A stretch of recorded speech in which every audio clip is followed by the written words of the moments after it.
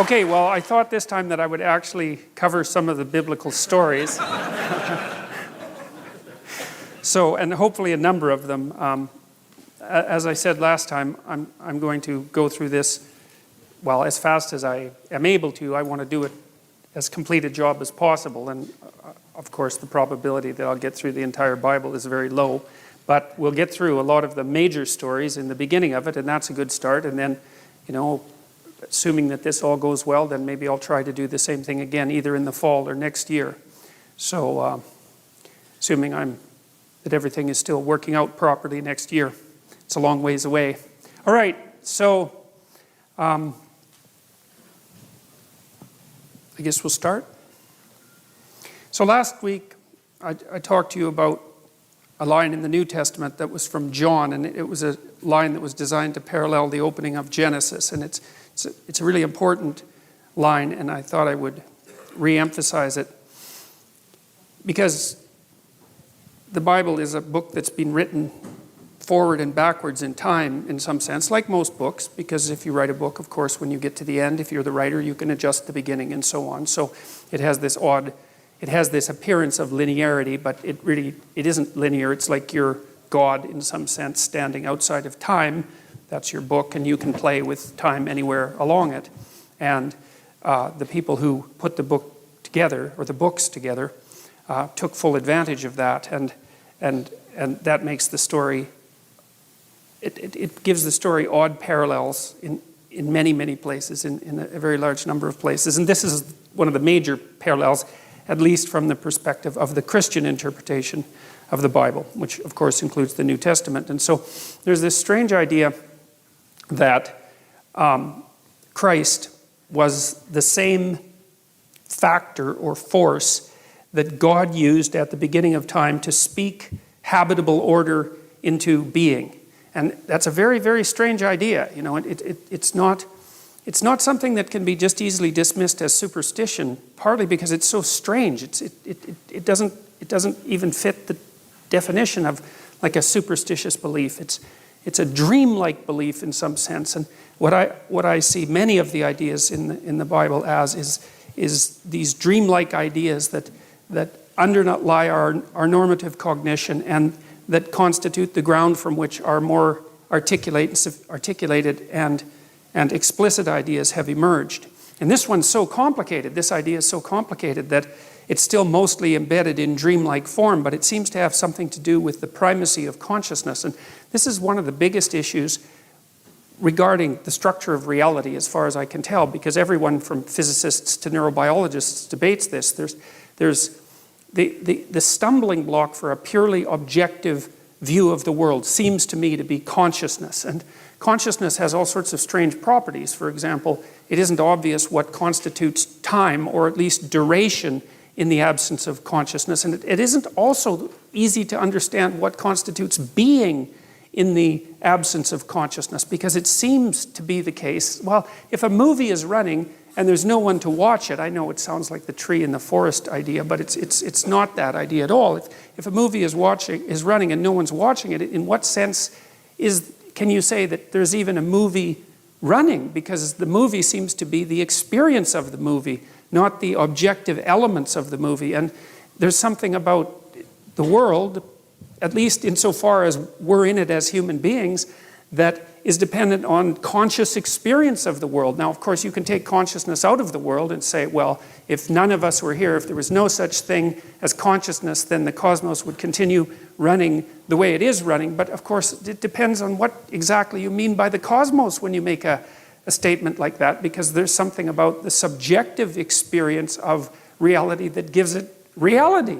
Or at least that's one way of looking at it. And since we're all pretty enamored of our own consciousnesses, although they're painful because they define our being, it's not unreasonable to give consciousness a kind of metaphysical primacy. Now, and it's deeper than that, it's a deeper idea than that, because there are physicists, and they're not trivial physicists like John Wheeler, who believes that in some sense consciousness plays a constitutive role in transforming the chaotic potential of being into the actuality of being. And he actually thinks about it, he's not alive anymore, but he actually thought about it as playing a constitutive role, And then from the neurobiological perspective or from the scientific perspective, it's like consciousness is not something we understand. I don't think we understand it at all. It's something we can't get a handle on with our fundamental materialist philosophy. And I don't know why that is. It's quite frustrating if you're a scientist, but it isn't clear to me that we've made any progress whatsoever in understanding consciousness, even though, well, we've been trying to understand it for hundreds of years, and even though psychologists and neurobiologists and so forth have really put a lot of effort into understanding consciousness from a scientific perspective in the last 50 years. So anyways, what it seems to me is the idea that God used the word to extract habitable order out of chaos at the beginning of time, which is roughly the right way of thinking about it, seems to me deeply allied with the idea that what it is that we do as human beings is encounter something like a formless and potential chaos. I mean, we're not omniscient, obviously, and we can't just do whatever we want, but we encounter a formless and chaotic potential. That's always what we're grappling with, and somehow we use our consciousness to give that form. And this is how people act. Like, if you look at how they regard themselves, it's how they act, because you say things to people like, well, you should live up to your potential. And you make a case that there's something about a person that's more than what is, that yet could be if only they participated in the process properly. And everyone knows what that means, and no one acts like a mystery has been uttered when you say that. And you can see a situation in your own life that's full of potential. You're often extremely excited when you encounter something that's full of potential, because what you see is something that could be. You see a future beckoning for you that could be if only you interacted with it properly. And it activates your nervous system, right, in a very basic way. And we even understand how that happens to the degree that we understand how the nervous system works, because the systems that mediate positive emotion, which are governed roughly by the neurochemical dopamine, and which have their roots way down in the ancient hypothalamus, a very, very archaic and fundamental part of the brain, that responds to potential, which is the possibility of accruing something new and valuable. It responds to potential with active movement forward and engagement. And so we're engaged in the world as potential, and it looks like consciousness does that. And so there's this idea that, and this is the main idea that I think is being put forth in Genesis 1. It's something like, and you see this in mythology, like from what I've been able to gather, there's always three causal elements that make up being at the bottom of world mythology. And one is the formless potential that makes up being once it's interacted with, and that's generally given a feminine nature. And I think that's because it's like the source from which all things emerge and rise. It's something like that. It's more complicated than that, but it's something like that. And then there's some kind of interpretive structure that has to grapple with that formless potential. And I think that's the sort of thing that was alluded to by Immanuel Kant when he was criticizing the notion that all of our information comes from sense data, which would be the pure empirical perspective, right? Because when you encounter the world, you encounter it with a cognitive structure that already has shape. And so it's already in you, this structure. And without that a priori structure, you wouldn't be able to take the formless potential and give it structure. And I think that's something, it's akin in some way to the idea of God the Father, and I'll try to develop that idea more. It's the notion that there's something in all of us that transcends all of us, that's deeply structural, that's part of this ancient, well, I would say evolutionary and cultural process that enables us to grapple with the formless potential and bring forth reality, roughly speaking. And then there's the final element, and that element seems to be something like consciousness itself, the consciousness that actually inheres in the individual. So it's not only that you have a structure, it's that the structure has the capacity for action in the world. And it's like, you're the spirit that gives the dead structure life. It's something like that. And as far as I can tell, the Trinitarian notion that characterizes Christianity is something like, well, formless potential, which is never given the status of a deity in Christianity. And then the notion that there's an a priori interpretive structure that's a consequence of our ancient existence as beings. It goes back as far in time as you can go, the notion of a structure. And then the idea of a consciousness that is the tool of that structure and that interacts with the world and gives it and gives it reality. And that's the Word, as far as I can tell. And so the notion is that there's a Father, and that's the structure, and there's a Son that's transcendent, that characterizes consciousness itself, and that it's the Son, the speaking of the Son, that is the active principle that turns chaos into order. And God, it's such a sophisticated idea as far as I'm concerned, because, well, there's something about it that's at least phenomenologically accurate, because you do have an interpretive structure, and you couldn't understand anything without it. Your very body is an interpretive structure, right? It's been crafted over, let's say, 3 billion years of evolution. Without that, you wouldn't be able to perceive anything. And it's taken a lot of death and struggle and tragedy to produce you, the thing that's capable of encountering this immense chaos that surrounds us, and to transform it into habitable order. And then there's the idea too, of course, that's deeply embedded in the first chapters of Genesis, which is a staggering idea, and certainly not one that's likely, that human beings were made in the image of God. Both male and female were made in the image of God. And that's, of course, a very difficult thing to understand, partly because the God that's referred to in those chapters has a kind of polytheistic element, although it's an element that's moving rapidly towards a unified monotheism. But it's not also obvious to me why people would come up with that concept, because I don't really think that when we think about each other, we immediately think God-like. The notion that every single human being, regardless of their peculiarities and strangenesses and sins and crimes and all of that, has something divine in them that needs to be regarded with respect, and that plays an integral role, at least an analogous role, in the creation of habitable order out of chaos. That's a magnificent, remarkable, crazy idea. And yet we developed it, and I do firmly believe that it sits at the base of our legal system. I think it is the cornerstone of our legal system. That's the notion that everyone is equal before God, which is, of course, that's such a strange idea. It's very difficult to understand how anybody could have ever come up with that idea, because the manifold differences between people are so obvious and so evident that you could say the natural way of viewing someone is, or human beings, is in this extremely hierarchical manner, where some people are contemptible and easily brushed off as pointless and pathological and without value whatsoever, and all the power accrues to a certain tiny, aristocratic minority at the top. But if you look at the way that the idea of the individual sovereignty developed, it's clear that it unfolded over thousands and perhaps 10,000s of years before it became something firmly fixed in the imagination that each individual had something of transcendent value about them. And man, I tell you, we dispense with that idea at our serious peril. And so, and if you're going to take that idea seriously, then, which you do because you act it out, because otherwise you wouldn't be law-abiding citizens, right? You act that idea out. It's firmly shared by everyone who acts in a civilized manner. The question is, why in the world do you believe it, assuming that you believe what you act out, which I think is a really good way of fundamentally defining belief.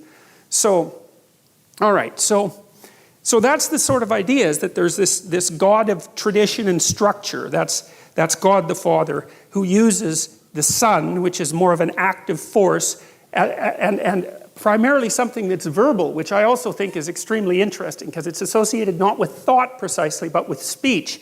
And I think the reason for that is that there's something to speech that's more than mere thought. And I think part of the reason for that is that speech is a public utterance. And at least in principle, speech is something that's shaped by the existence of everyone else, at least across time. Because when you speak, your speech is put forward in the world as a causal element, and it's also subject to criticism and cooperation and mutual shaping.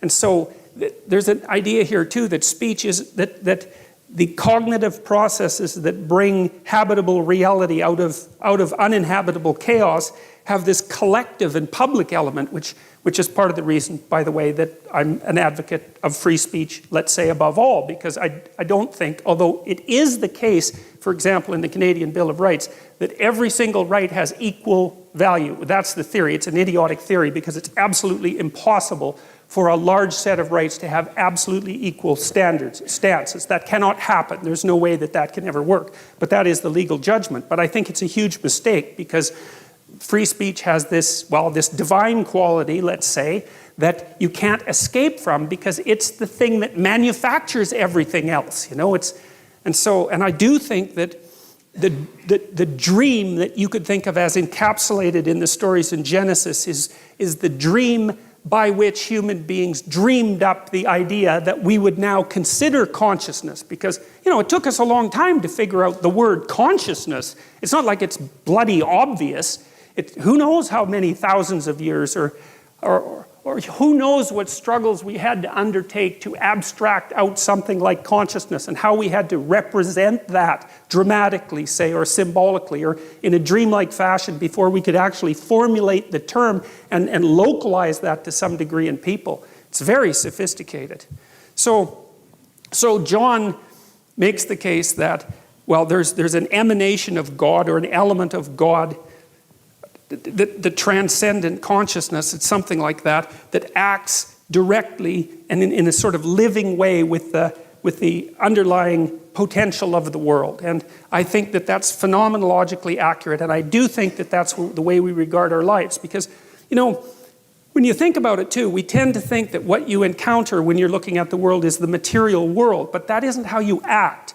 You do act as if you're in a place of potential, and also in a place of potential that you can actually transform, which is also something extraordinarily strange, you know, because we do treat each other as if we're capable of bringing new forms into the world in some permanent manner, right? And we treat each other as if we have free choice and free will, and perhaps we don't.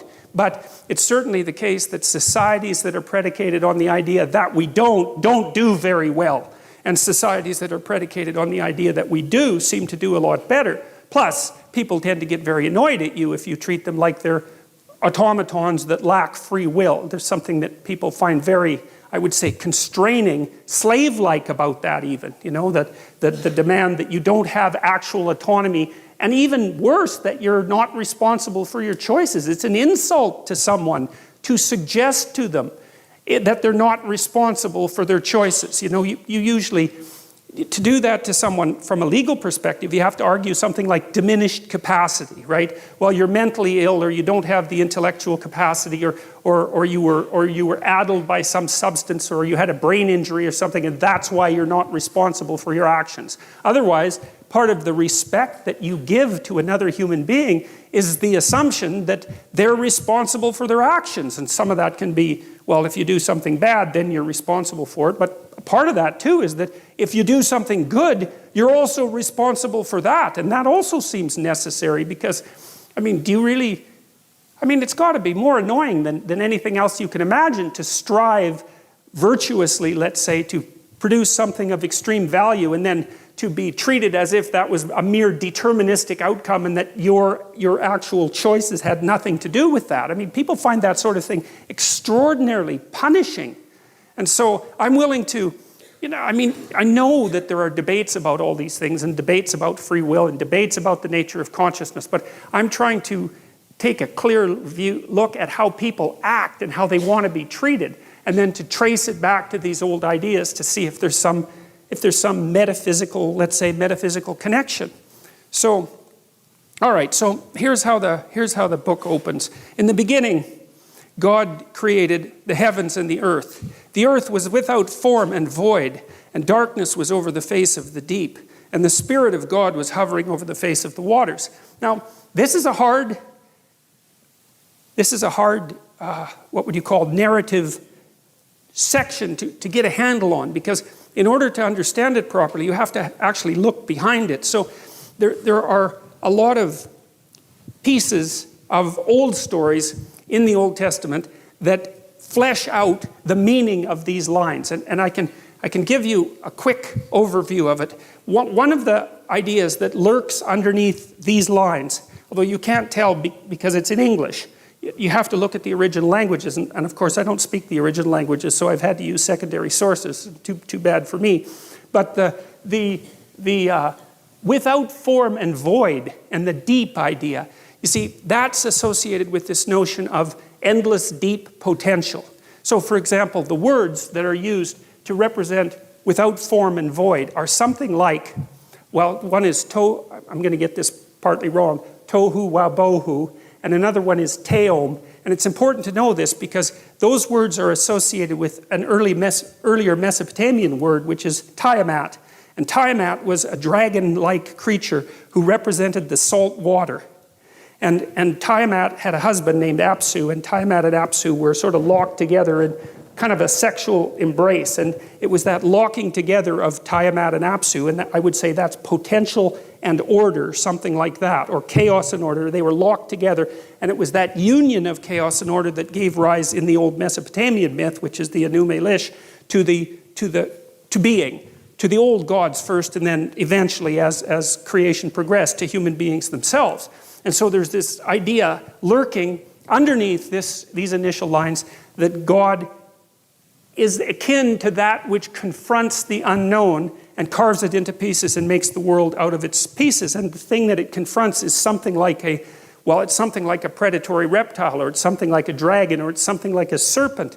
And I think part of the reason for that, and this is a very deep and ancient idea, is that this is where it gets so complicated to do the translation, is partly that is how human beings created our world. Like, we went out beyond the confines of our safe spaces, let's say. Our safe spaces defined by the tree or defined by the fire. And we actively voyaged outward to the places that we were afraid of and didn't understand, and conquered and encountered things out there, like literally animals, like mammoths and snakes and predators of all sorts. And it was as a consequence of that active, brave engagement with the domain of what we did not understand, the terrifying domain of what we did not understand, that the world in fact was generated. And that idea lurks deeply inside the opening lines of Genesis. And it's a profound idea in my estimation. And I think also that the way our brains are structured, and this is something that I'm going to try to develop more today, is that the ancient circuits that our ancestors used to deal with the space beyond which they had already explored, so that would be home territory. So that's that unknown territory that's characterized by promise, because there are new things out there, but also by intense danger, right? Because we're prey animals, especially millions of years ago when we were very young. We had to go out there and encounter things that were terribly dangerous. And there was a kind of, let's say, paternal courage that went along with that. And it was that the spirit of paternal courage that enabled the conquering of the unknown. And there's no difference between the conquering of the unknown and the creation of habitable order. And the thing is that as our cognitive faculties have developed to the point where we're capable of very high levels of abstraction, the underlying biological architecture has remained the same. And so I don't think that it's too much to say at all that the circuits that engage you, for example, when you're having an argument about something fundamental with someone that you love, and so you're trying to structure the world around you jointly to create a habitable space that you can both exist within, you're using the same circuits, the abstracted version, you're using the same circuits that our archaic ancestors would have used when they went out into the unknown itself to encounter beasts and predators and geographical unknowns. It's the same circuit. It's just that we do it abstractly now instead of concretely. But of course it has to be the same circuit, because evolution is a very conservative force. And what else would it be? And this is also why I think it's so easy for us to demonize those people who are our enemies, because our enemies confront us with what we don't want to see. And because of that, our first response is to use snake detection circuitry on them, and that accounts for our capacity, almost immediate capacity, to demonize. And there's a reason for that. It's not a trivial thing. First of all, it's a very fast response, and second of all, it's a response that has worked for a very, very, very long time.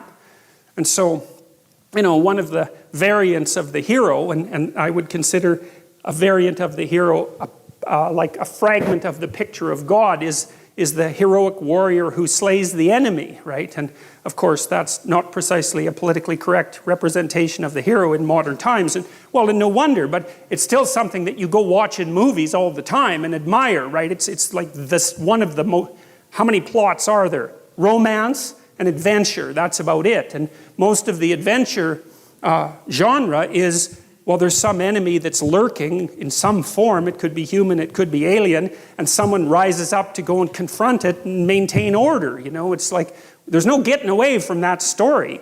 And if you don't have that in your own life, then you play a video game where that's happening, or you watch a movie where that's happening, or you read a book where that's happening, and it captures you, even if you're atheistic and your only religion is Star Wars, you know.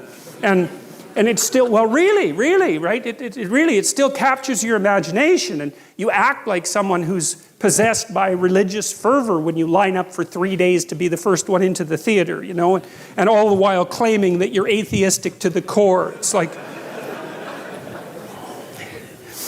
okay, so this without form and void is this chaotic. And it's a hard thing to get a grip on, you know, what exactly this means. But I can give you another kind of example of how you would experience the formless chaos of potential in your own lives, and even how the order that you currently inhabit can dissolve into that. And you know, in Dante's Inferno, when he outlined the levels of hell, so Dante was trying to get to the bottom of what constituted evil, really, in this representation. So it's a work of psychology, and he was thinking, well, there are various ways to behave reprehensibly, but there's a hierarchy of reprehensible behavior, and there's something absolutely the worst at the bottom. And Dante believed that it was betrayal. And I think that's right, because, you know, one of the things that enables long-term cooperation, peaceful cooperation between people is trust. And I would also say that trust is the fundamental natural resource. There's been some very good books written on the economic utility of trust, for example, and societies where the default economic presupposition between trading partners is trust tend to be rich, even if they don't have any natural resources. And you can see that, for example, with what happened with eBay, which I think was a kind of miracle, because what should have happened with eBay was that you sent me junk and I sent you a check that bounced, right? And that was the end of eBay. But, right, exactly. But that isn't what happened. Like the default transaction on eBay was so honest that the brokers, you could hire brokers to begin with. I can't remember what they were called exactly, but you could pay someone a fee so that they would guarantee the transaction. So, you know, you wouldn't send me junk and I'd actually send you a payment, and we'd pay 10% for someone to guarantee that. The default trade was so honest that those things vanished right away. And so that meant that all this frozen capital, roughly speaking, which were all the junk that people had lying around that someone else might want, instantly became money. And the only reason that worked was because people trusted one another.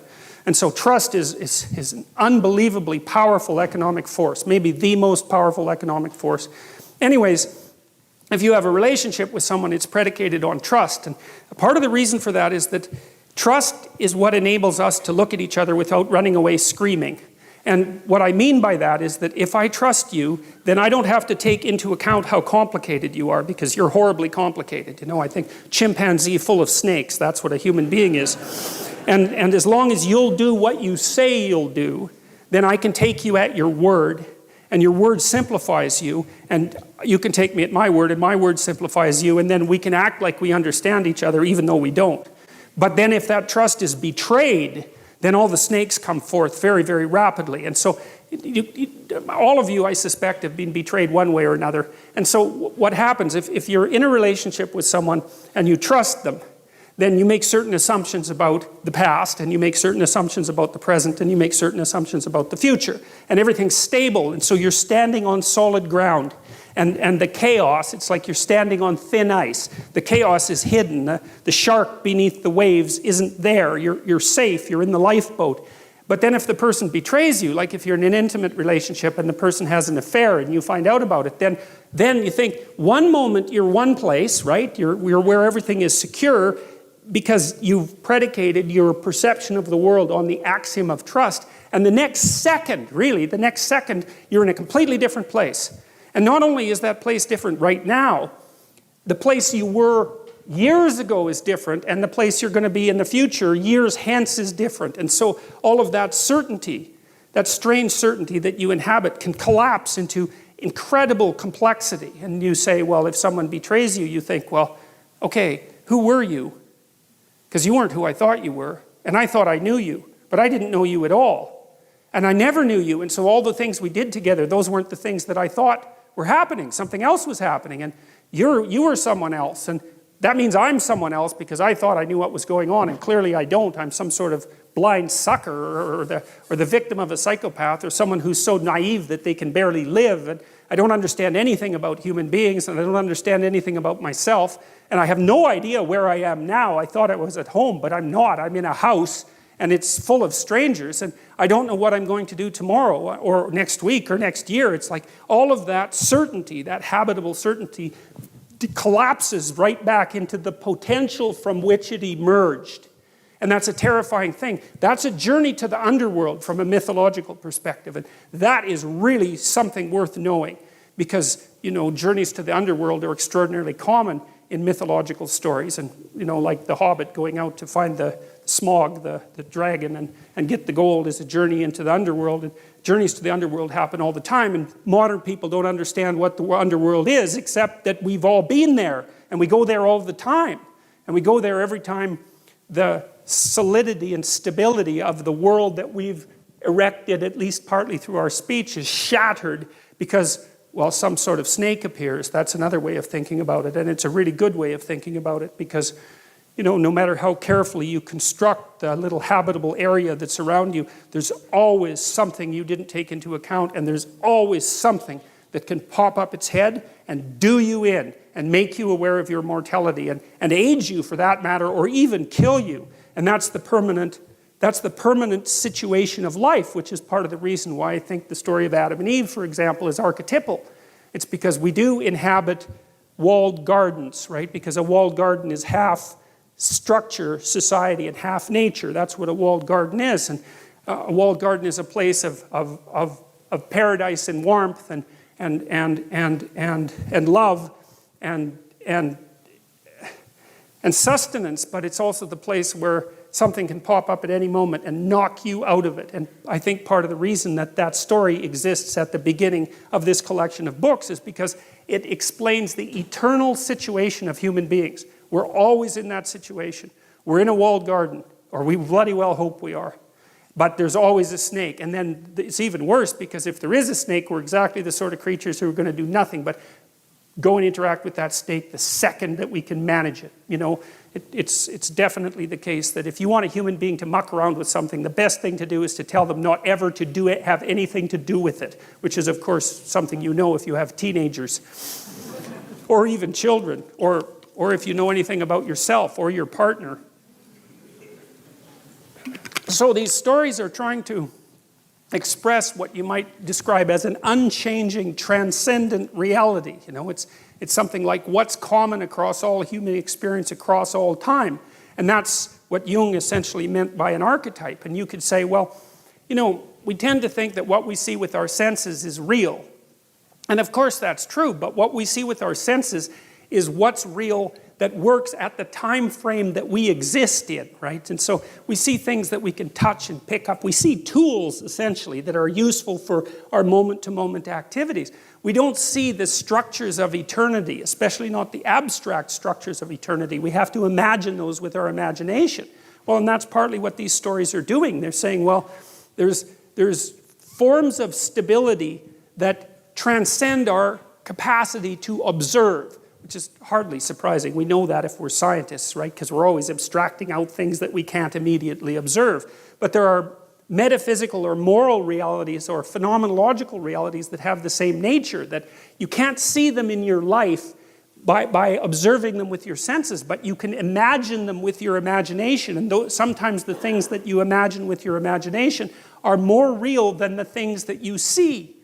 Well, numbers are like that, for example. I mean, there's endless examples of that. And I would say, this is also a good way of thinking about fiction, because a good work of fiction is more real than the stories from which it was derived. Otherwise, it has no staying power, right? It's distilled reality, even though, in some sense, it never happened. It's like, it depends on what you mean by happened. It's a pattern that repeats in many, many places with variation. You extract out the central pattern. It's the pattern purely never existed in any specific form, But the fact that you've pulled a pattern out from all those exemplars means that you've extracted something real. And I think the reason that the story of Adam and Eve, which we'll talk about in quite a bit of detail today, has been immune to being forgotten is because it says things about the nature of the human condition that are always true. I can give you another brief example. Like people have a lot of guilt.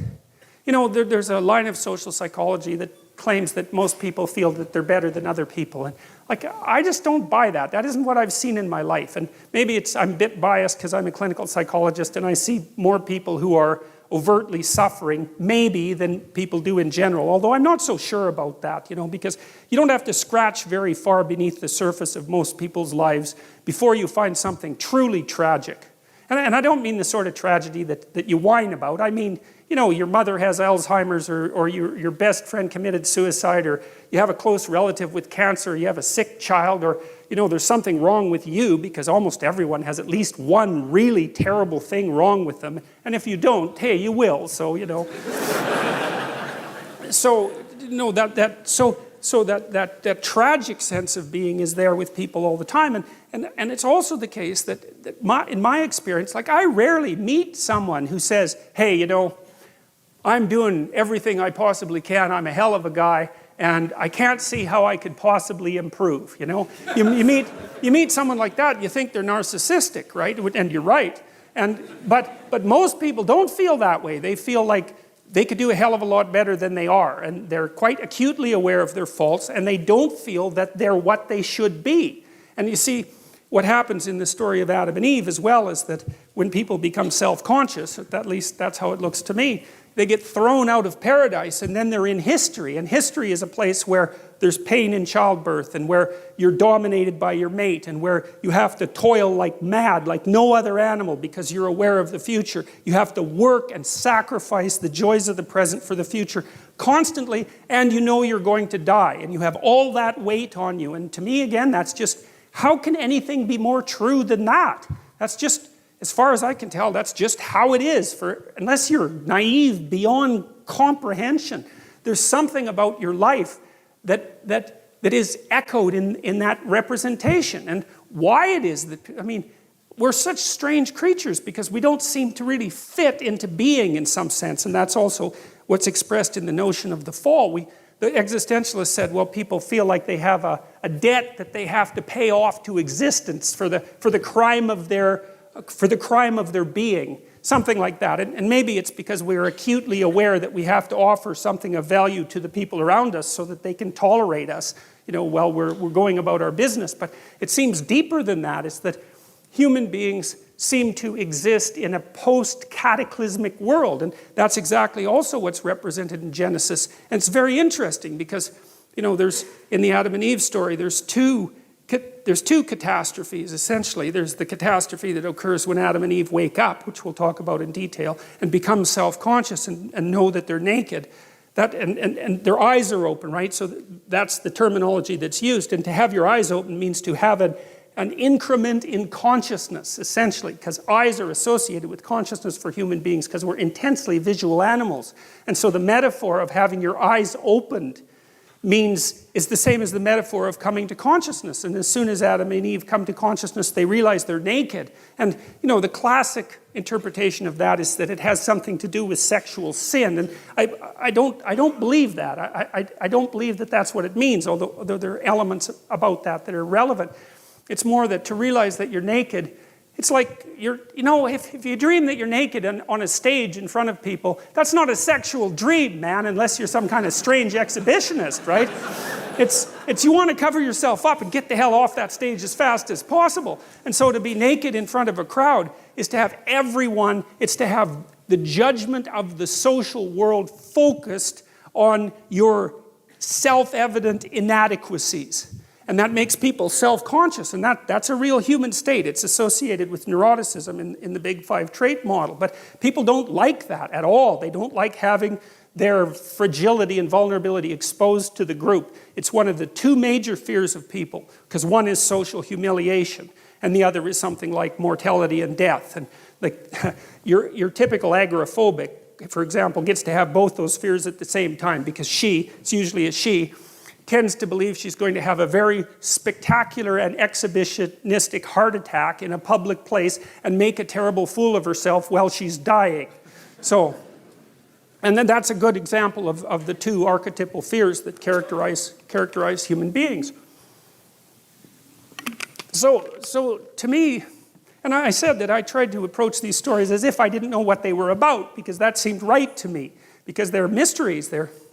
Everything about them is mysterious, and why we have them is mysterious, and what the hell you're all doing here is mysterious, listening to this lecture. And reading Jung, because Carl Jung was very, very helpful in this, because he faced these stories with a beginner's mind and presumed there was something to him that he didn't understand, given that they were at the very bloody bottom of our civilization, which is historically perfectly clear, and that they came out of the midst of time. And he wasn't satisfied with the idea, the Freudian idea that God was just the father, or the Marxist idea that religion was the opiate of the masses. It's like, if religion was the opiate of the masses, then communism was the methamphetamine of the masses, I can tell you that. So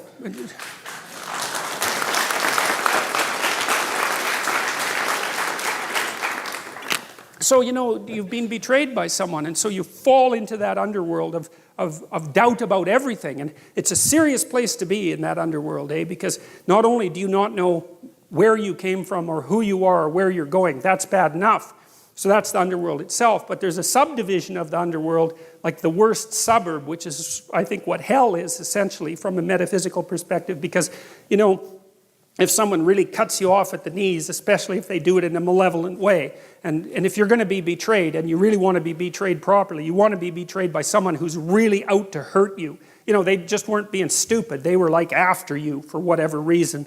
And then that's also, you plunge into that underworld space, and that's also when you start to nurse feelings of resentment and aggrievement and murder and homicide, and even worse, because if people are betrayed enough, they start to obsess about the utility of being itself, and perhaps go to places that no one would ever want to go if they were in the right mind, and to develop and nurse fantasies of the ultimate revenge. And that's a horrible place to be, and that's hell as far as I can tell. And that's why hell has always been a suburb of the underworld, because if you get plunged into a situation that you don't understand and things are not good for you anymore, it's one step from being completely confused.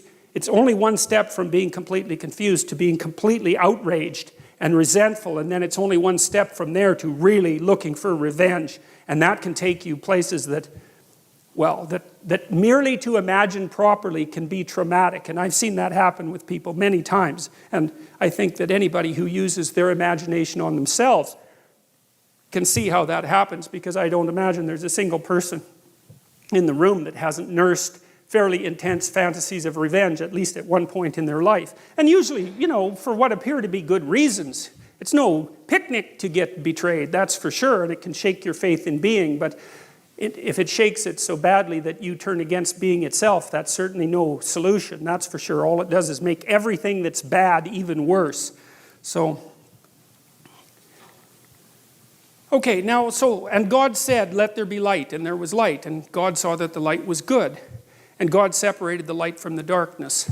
And so that's another fundamental separation, right? Light and darkness. Those are in some sense the two of the fundamental elements of our conscious being, because of course when it's light we're awake and conscious because we're diurnal animals, and when it's night, well, then we're asleep. And so our existence is bounded by light and darkness. We're up and alert when it's light, and that's partly because we're highly visual animals, right? Unlike most animals, because most animals use smell, we use vision. We're very strange that way. And vision is associated with enlightenment and illumination, and with the breaking of the dawn, and with the coming of the new day, and all of that. So for light to be created is associated in some sense with the emergence of conscious being. And so that's another echo of that notion. And the particular phrasing of the story also is important, because it's again that God said, right? So that's the use of that word, and that's the active element of the structure that gives order to chaos. It's something like that. So it's like the spirit of the structure manifests itself and produces the fundamental divisions of experience. That's what's being presented here. And God separated the light from the darkness. He called the light day, and the darkness he called night. And again, the fact that things are named is also very important. So you see this later with Adam, because God gives Adam the job of naming all the animals. And it's sort of like the animals don't actually exist in some sense till they're named. And that's another indication of the authors of the Bible's attempt to come to terms with the fact that our cognitive faculties and our ability to speak have something to do with the way that we cast chaotic potential into actuality, right? Because we can't really get a grip on something before we have a name for it, which is why, for example, you all have names, and everything that you encounter has to have a name, because before it has a name, it's just kind of part of the blurry background. It's something like that. And you could say it exists before it has a name, and that's true, but it's also true that it doesn't exist before it has a name. Because as soon as you give something a name, its nature changes, and you've transformed it into something that's not so much mere potential anymore, but it's at least on its way to being actuality. It's on its way to being a tool. And so the act of naming is repeated continually in the first chapters of the Bible, and the reason for that is this continued emphasis on the importance of consciousness and conscious articulation and speech. You know, and speech is really something that does separate us in an important way from animals, you know, like we haven't got very far teaching animals how to speak. The best we've managed so far is some parrots, right? There's a gray African parrot. There was one of them that got up to about a 4-year-old level, and that's mind-boggling, because like, how big is the brain of a parrot? It's like that big, and that bloody thing could talk, and so that shows you how much we know about brains. But I know they're small and all that, and we tried teaching chimpanzees to talk, and they could kind of get somewhere with sign language, especially if you started when they were young, but they don't have the capacity for language like we do, and they were never able to really pass it on to the next generation, which is obviously a critical element of really having that ability. So human beings, we've used our linguistic capacity to parse up the world in a new way and to conceptualize it in a new way. And you know, you can say that we're just like ants on this little trivial planet out on the edge of one of 100 million galaxies, and that what's happening here has no cosmic significance. But that's an arbitrary proposition, you know. I mean, we're very complicated things, and whatever's going on this planet has to do with conscious reality. And the transformations of consciousness, for all we know, might be the most important things that happen everywhere.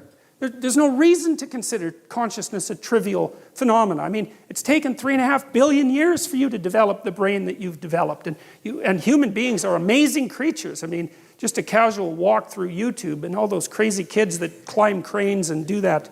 What's that?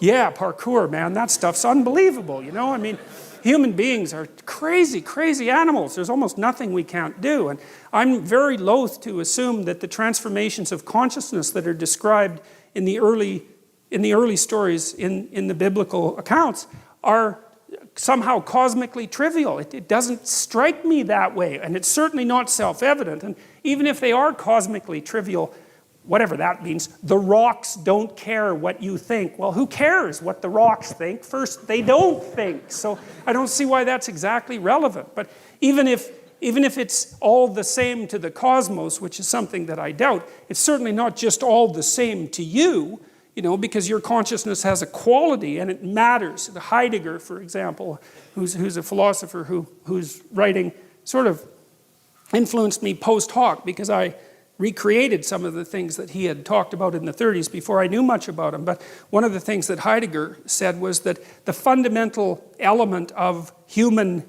being, of human phenomenology, was care. He said that that's the basic essence of your being, is that you care about things. You know, and that's either negatively or positively, right? To not care about something or to hate it is still to be involved in care.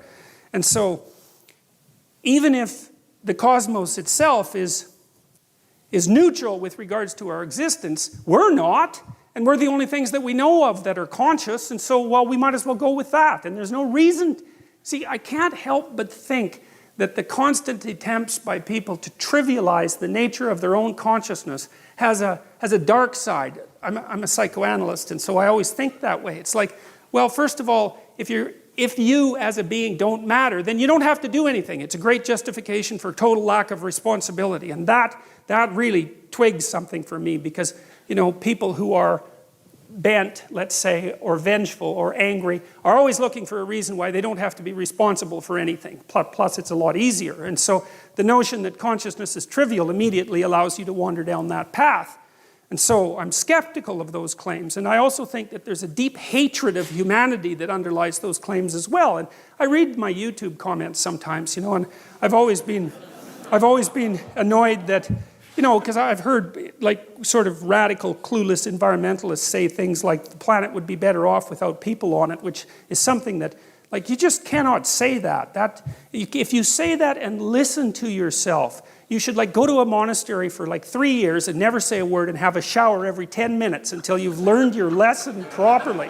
You can't utter a more genocidal phrase than that, And of course you always do it in a display of your care for the world. It's well, if we just didn't have any people, it's well, we'll just line them all up and shoot them with machine guns.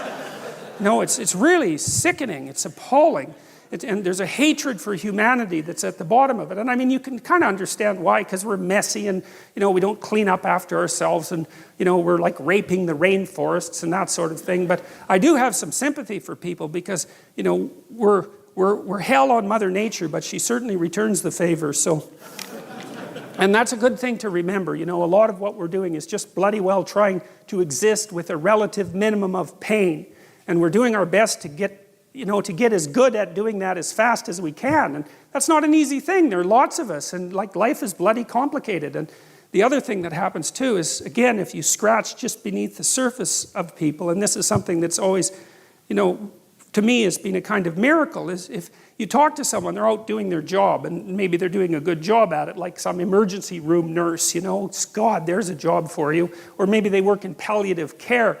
And you talk to them and you find out they've got 4, as I said before, serious problems in their family, and maybe they're diabetic to boot, and yet they haul themselves out of bed in the morning and go take care of dying people. It's good God, people deserve a bit of respect for struggling forward and not always trying to make the planet a worse place when they're beset on all sides constantly by, an unending series of tragedy. You'd think we could have a little bit of sympathy for ourselves as a consequence of that. It's we're not all rapacious, greedy monsters who are bent on just devouring everything in our path, It's a little bit more complicated than that. So, all right. Anyway, so let's go to the next part of this here. All right, so, and God said, let there be an expanse in the midst of the waters, and let it separate the waters from the waters. And God made the expanse and separated the waters that were under the expanse from the waters that were above the expanse. And it was so, and God called the expanse heaven. And there was evening and there was morning the second day. Well, to understand that, because that doesn't make any sense at all, really. So I think I told you a little bit about this before. So the world that's being created in this particular account is a phenomenological world. There's a disk of land, because if you go out in a field and you look around, you're on a disk of land, so that's pretty obvious. And then there's a dome on top of it. It's more or less held up by the mountains, and rain comes down, so there's water above the dome, because where else would the rain come from? And underneath the ground, there's fresh water. You can drill down and find that. And then around that, there's salt water. And so that's the world. And it's kind of an empirical world, because if you're a child and you just go out in a field and you look at the world, that's sort of what it would be like. And so that's the world that's being created. And so one of the things that is worth thinking about, and this is something Carl Jung was very interested in, is that these old descriptions are half geographical and half empirical, so sort of based on observation, and half psychological. So one of the things Jung was interested in, for example, was astrology, but mostly for a psychological reason, because, there are stars up on the dome, and then when you look at the stars, you can imagine the shapes of the stars, and that helps you orient yourself, because as soon as you can see shapes in the stars, then you can recognize the constellations and you can orient yourself at night. But then the constellations become gods, say, and the gods turn into a drama. And the drama comes from within. It's the projection of imagination. And so when Jung was analyzing astrology, he was analyzing psychology, because he saw the astrological narrative as the projection of the human imagination onto the cosmos. And so when he was analyzing astrology, he was analyzing psychology. And the same thing is the case with these stories, is that the world they describe is only, it's not the natural world like a scientist would describe it, because these people weren't scientists. They didn't have the technology and the tools. It was the way for them it was the world. For us, it's the way they saw the world. And so we're looking at the way they saw the world. And a lot of that's psychology, and we share that psychology to a large degree with those people. So in this is psychology. But it's interesting to know what the geographical substrate is so that you can kind of understand the stories. And I like this picture because it's great from a psychological perspective. It's a very famous picture. And so basically what you have here is the world as we know it, and there's the dome with the sun and the moon on it and the stars. And then if you look outside what you know, well then you're out into this cosmic space, right? And those are like the wheels of the planets and the music of the spheres. And that's the ever-present explorer who's gone beyond the domain that he can understand and is peering out into the unknown as such. And it's a psychological picture. It's like, because you do know some things, and then outside of that there are things you don't know. And when you're feeling brave, you put a foot or two out where you don't understand, like, because there's frontier everywhere, right? And if you're feeling heroic and you want to do something for the world and you want to expand what you understand, you poke your head through what you know and you take a look at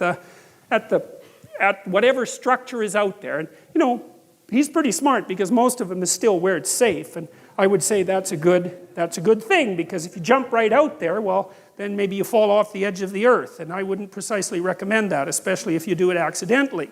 And to me, this is a recreation of the Taoist yin-yang symbol, with the white paisley here, and that's what you know, and the dark paisley serpents really there. And the right place to be is right on the line between them, because you got one foot where you understand, that gives you security. And then, but it's kind of dull, because, hey, you know everything that's going on there, and that isn't what people are like. They don't want just security. Dostoevsky said that in Notes from the Underground, a great, great book. And, he said, I love this, it was an early criticism of the notion of a political utopia. He said, look, if you gave people everything they wanted, they had nothing to eat but cake, and nothing to do but sit in warm pools and busy themselves with the continuation of the species. That was his lines.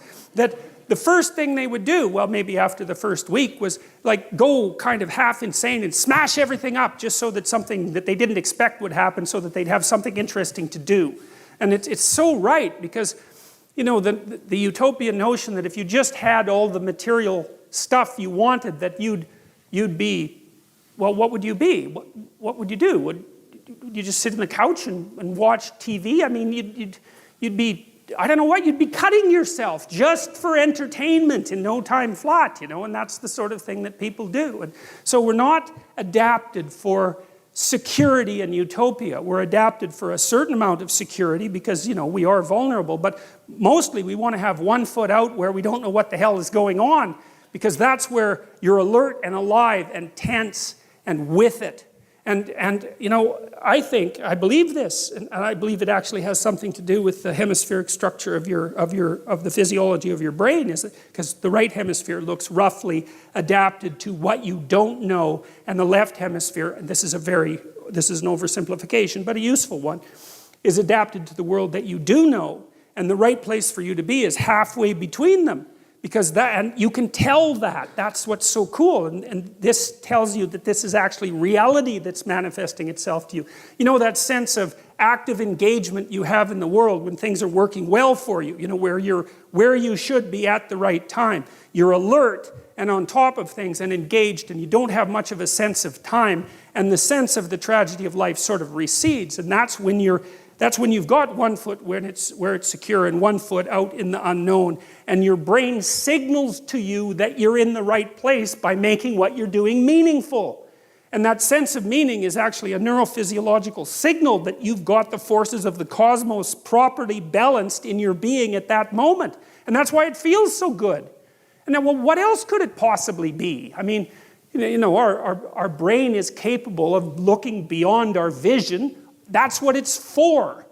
And that sense of engagement, there's no reason to assume that that's anything but a real signal. And you can reduce it. You could say, well, the problem with being where you know only is that you don't know everything. And that's going to be a problem in the future. And the problem with being where you know nothing is, that's just too much, man. Like, you know, you go into panic mode and because anything can happen there and you can't handle it.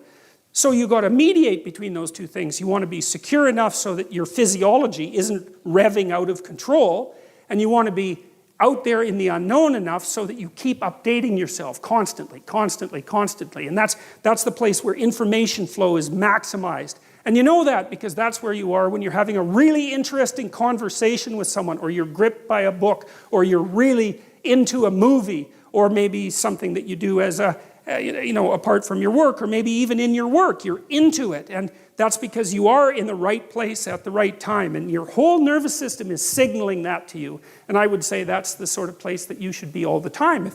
Of course, you can't be because no one's perfect, but that's the recreation of paradise on earth. It's something like it because you are in the right place at the right time when that is happening, subject to certain, what would you say, restrictions that we can talk about later. Well, that's what this guy's doing. And that's, I would say, akin to the action that God is taking when he's transforming the chaos of potential into habitable being. And it's the sort of thing that human beings are supposed to act out. And God said, let the waters under heaven be gathered together into one place and let the dry land appear. And it was so. God called the dry land earth, and the waters that were gathered together he called seas. And God saw that it was good. Well, that's an interesting thing too, because, you know, there's this play written by a German named Goethe. I can never say that properly. It's Johann van Goethe, and I can't say it. But he wrote this play called Faust, and he wrote one part of it when he was quite young, and then Faust II when he was quite old. And he has a character in there, Mephistopheles, and Mephistopheles is the devil. And he actually has the devil explain himself twice, basically using the same words, which I really like. It was very profound. And basically, Goethe's Mephistopheles says, you know, he's the adversary of the word. That's a good way of putting it, because that's how it works out mythologically. He's the figure behind the snake in the Garden of Eden, which is something we'll talk about more. But he has a sophisticated philosophy. He's not just some random troublemaker. He's got a deep philosophy, and his philosophy is quite straightforward. And it's compelling. It's compelling. And people are gripped by it quite often, far more often than they think. And his philosophy is, well, look around at the world. It's like Ivan Karamazov in the Brothers Karamazov, when he's trying to disabuse his younger brother of being a Christian monk. Mephistopheles says, well, look at the world. I mean, you look around the world, it's nothing but a bloodbath. It's just suffering everywhere. Everything eats everything, and people die terribly, and they're cruel to one another, and the whole mess is nothing but a constant haul of terrible carnage and ruin and wreck. He says it would be better if it was never existed at all. And that's a very, very interesting idea. And I do believe, and I've seen this in people many times, that in the depths of despair, especially when you've been betrayed, for example, and you wander into the wrong subdivision of the underworld, that's something that comes to mind. If you have a very sick child, for example, or maybe your whole family is suffering, as whole families do sometimes, an idea is going to come to you. It's like, good God, who put this mess together? And is it really worth it? Is it really worth the suffering? Suicidal people, they say no. They say, no, enough of this. And you have to be pushed a long way, generally speaking, before you'll actually commit suicide. You have to be in very, very desperate straits. But your answer under those conditions is that being is such that it would be better if it had never been.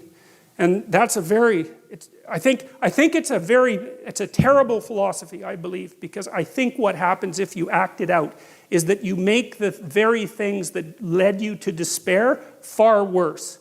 And I can't see that if it's reasonable to draw a logical conclusion that suffering justifies your desire to make being end, that the answer to that can't be to produce more suffering. That just doesn't make sense. And my observation has been that people who act out the Mephistophelian philosophy inevitably make suffering far worse. And then that raises the other specter of, well, do they want being just to cease, or are they just out for bloody revenge at any cost? And my conclusion has always been that, is that the mask is, well, being shouldn't exist because it's too terrible, but the true motivation is I'm going to make everyone suffer as much as I possibly can before I say goodbye to this place. And if you read the writings of people like the kids who shot up the Columbine High School, they'll tell you exactly that that's precisely and exactly what they concluded and then acted out. So anyways, but in this, God says that it was good. And I've thought about that a lot. It's like, because the question is something like, well, is something better than nothing? Because that's a really good question, you know. And I thought about two things in relationship to that. And one is, well, maybe it depends on how it is that you are, right? Because it could be that there are ways of being in the world that justify the world. And there are ways of being in the world that make the world unbearable. And I believe that the narrative that runs through the biblical stories is precisely a dialogue between those two types of being. And the optimistic part of the story is that being requires limitation and suffering. There's no escape from that. But there are modes of being that allow that to be perhaps even more than tolerable. Perhaps there are modes of being that allow that to be good. And it's a straight and narrow road. It's a very difficult road to tread. So I think, well, that's possible. You know, I'm not an optimist by nature. But that's one of the things that I've conceptualized and read about that I actually find plausible, because it's certainly the case, everyone knows this, that there are ways that you can act that make things worse. Everyone knows that. And so if that's the case, there has to be the opposite, right? There has to be ways that you could act that make things better. And obviously you can act in ways that make things really way worse. And so the question is, well, are there ways that you can act that make things really much better? And I think that's the question, is, can we have our cake and eat it too? Can we have the being that requires limitation and suffering, and also simultaneously transcend that by our mode of being? And I believe that the biblical stories, and perhaps not only the biblical stories, but the biblical stories are one of the human imagination's best attempts to address and answer that question. That's what the entire story is about. So the first of it is the catastrophe of the collapse of self-consciousness and the entrance of humanity into history. And the rest of it is, okay, now we're in history. Now we know that we're going to die. We know about our mortality. We're conscious of our own being. Is there a mode of acting in the world that allows that to be justifiable, or maybe even more, that allows that to be triumphant?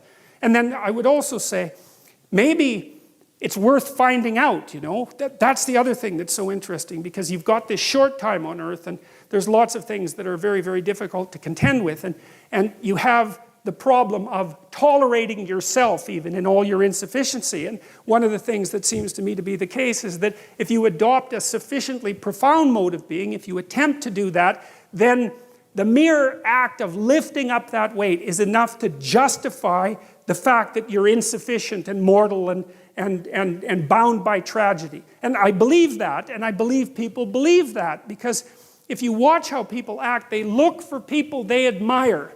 And they do admire people, right? It's a natural phenomenon. You see it starting with children. Children admire and then they imitate. And we look to people who seem to be able to bear the burden of being in a heroic manner, and there's something inside of us that calls to that, and that makes us want to mimic that and to follow it. And I think that that's the deepest and most profound of instincts, and I think it's right. And even if you're not so convinced on the positive end, you know, because it's more difficult to be convinced of the positive, you can certainly be convinced on the negative end, because there are ways of being that are so brutal and so reprehensible that merely to read about them is enough to traumatize you. And I think that if you're a person who hasn't lost their soul completely, you can't help but encounter stories like that and shudder away from them. And, you know, Alexander Solzhenitsyn, who was the person who did most to unmask the absolute horrors of communist totalitarianism, said that he believed that the Nuremberg judgments were the most important event of the 20th century. And that was the judgment at the end of World War II, that there were certain actions that no one was to undertake, no matter what their cultural background was, because they were, let's say, crimes against humanity. That there was such a thing as universal evil. And you can debate that, you know, I mean, and people certainly have, but the problem is if you debate that, then you have to say that there are conditions under which the sorts of things that happen, say, in the concentration camps, which would be the gassing of children after their torture and their forcible removal from their parents and all the terrible things that went along with that, that's just okay. It's just an opinion. It's just something that happened, and there are circumstances under which that's justifiable. If there's no transcendent good and evil underneath that argument, it's only a matter of practicality. And it seems to me that that's not the right conclusion to draw. That's how it seems to me, and that's what Solzhenitsyn concluded when he looked at the Nuremberg trials. So the notion that it was good, well, even if you don't believe that, and because maybe it's not as good as it could be, I would say it's incumbent on you as someone who participates in the process of furthering creation to act as if it could be good at least, and to further that with all of your efforts. Partly because what the hell else do you have to do that could possibly be better than that could possibly justify your existence more than that? And you know perfectly well, if you have any sense at all, if you think clearly about it at all, is that that's what you want to see in everyone else. You're desperate and maybe you're cynical, and now and then someone appears that acts at least momentarily like a light in the darkness, and that lifts your spirit up and gives you a little bit of hope and maybe helps you continue on. Well, that's obviously a call to being. It's a statement from your own soul that says, well, there's something about that's how you should be. And maybe then, well, we get a chance to participate in what is good. I've thought too, well, we'll leave that for a little later. And God said, let the earth sprout vegetation, plants yielding seed and fruit trees bearing fruit, in which is their seed, each according to its kind on the earth. And it was so. And the earth brought forth vegetation, plants yielding seed according to their own kind, and trees bearing fruit, in which is their seed, each according to its kind. And God saw that it was good. And there was evening and there was morning, the third day. I like that. You see, it's interesting, these old pictures, because if you look here, you got this halo around God's head, and you've got this split again between night and darkness, and God's right on the border between the two. And that's the sun, right? That's what a halo is. A halo is the sun or the moon. Sometimes it's like a coin. You have the queen's head on the coin, and that's the queen on the moon, and it's silver, and it's a symbol of value because, of course, the queen is sovereign, and the moon is the sovereign of the night sky, and gold, of course, is the sun, and gold is pure because it doesn't mix with other metals, and it shines like the sun, so it partakes of the sun, and God partakes of the sun because there's something about whatever he represents that's associated with consciousness and illumination and enlightenment, and it's that force of illumination and enlightenment that's right on the border between these two sets of phenomena. And that's kind of what that picture is trying to present. And so, it's a metaphor. That's one way of thinking about it. But it does, again, allude to the underlying idea that there's something about consciousness that's integral to being itself. And God said, let there be lights in the expanse of the heavens to separate the day from the night. And let them be for signs and for seasons and for days and for years. I mean, that's a remarkable bit of writing there too, because you just think about how bloody long it took our caveman ancestors to look at the night sky and start to figure out that there were repeating patterns across years that enabled them to mark the seasons. I mean, I just can't imagine how they figured that out. It's the degree of careful observation that it took. And I mean, we know people figured that out a long time ago because, those great megalithic monuments like Stonehenge seem to be astronomical observatories, essentially. And you see the same thing with the pyramids. I mean, people were looking at the damn sky, trying to figure out, looking at God, because that's kind of what you're doing when you're looking at the night sky, trying to figure out the regularity and order in the universe, and that's all compacted into this little line, and let them be for signs and for seasons, to be oriented by the stars. Amazing. And then let them be lights in the expanse of heavens to give light upon the earth. And it was so.